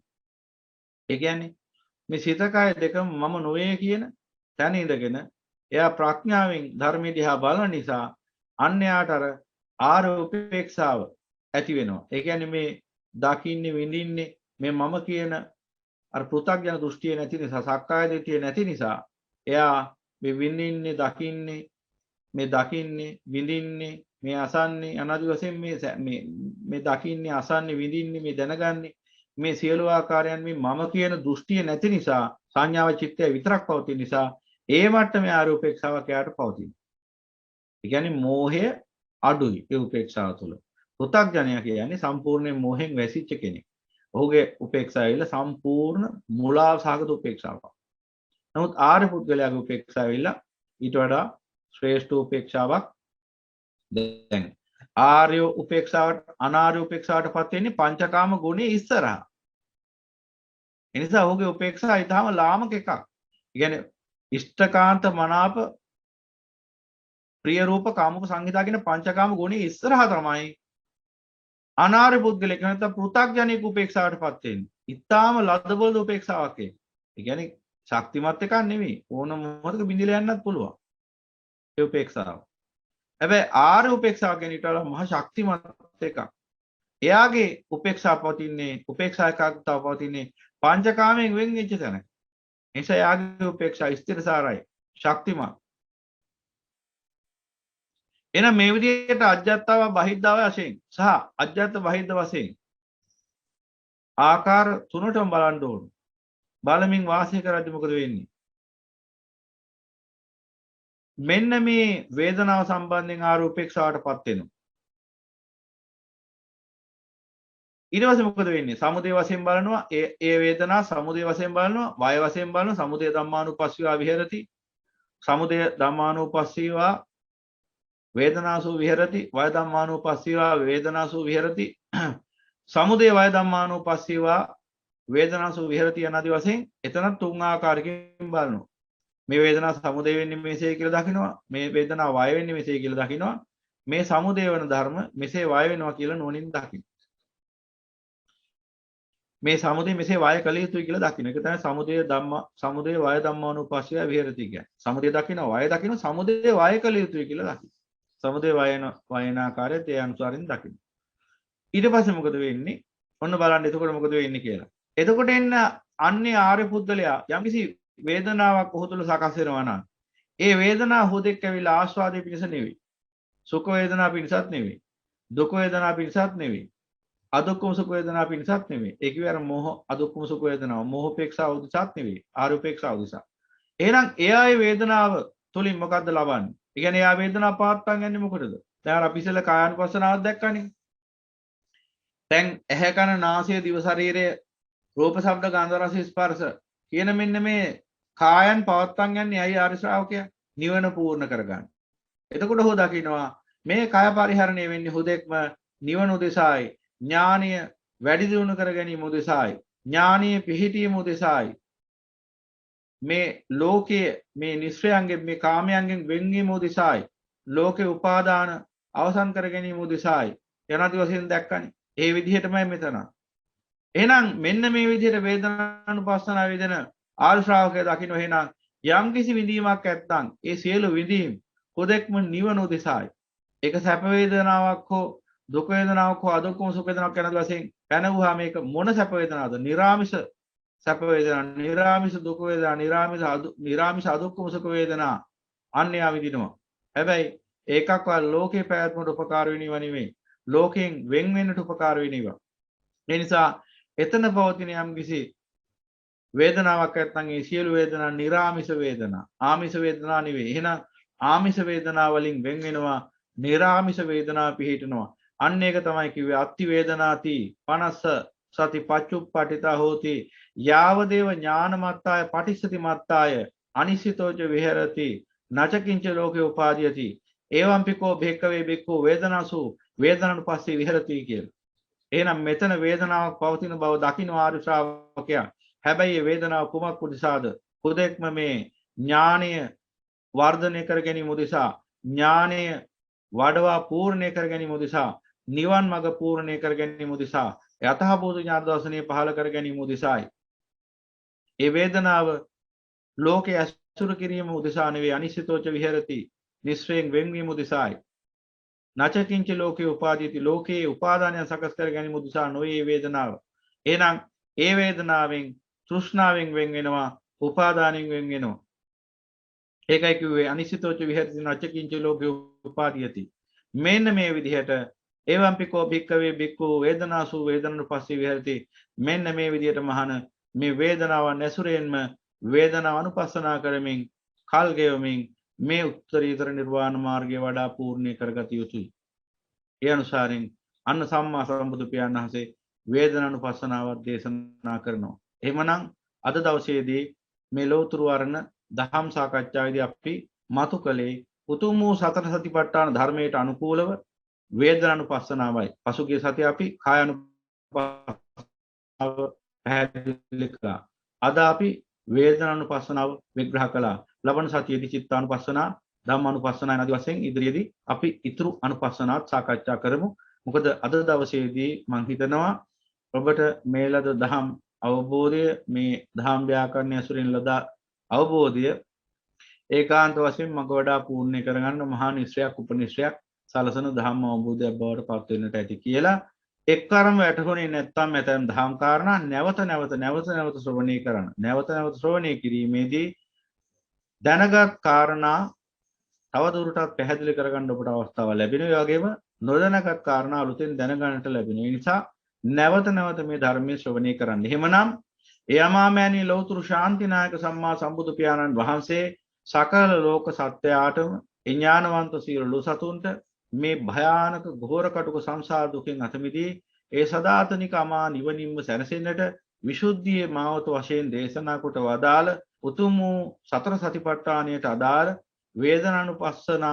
වේදනානුපස්සනා ධම ඒ උතුම් ධම් ව්‍යාකරණය මනසේ අවබෝධ කරගෙන අප්‍රමාදීව සියලු රාග දේශ මොහ නැසමින් මේ ජාති ජරා ව්‍යාධි මරණ ශෝක පරිදේ දුක් දොමන සෝපයාස රාග දේශ මොහ යන කුලස් කියනෙන් දැවෙන්නව භයංකාර ඝෝර කටුක සංසාර දුකෙන් වහා අත මිදෙන අප්‍රමාදීව අත මිදෙනවා කියන උතුම් අදිෂ්ඨානෙන් ඒ උතුම් වැර වෑයමින් යුක්තව මේ මග වඩා මේ ජීවිතයේදීම ඒ පරිනිර්වාණ ශාන්තියම සැනසෙනවා කියන අදිෂ්ඨානයෙන් ප්‍රාර්ථනාවෙන් යුක්තව කවුරුත් හඬ නගා සාදුකාරයක් පවත්වමු.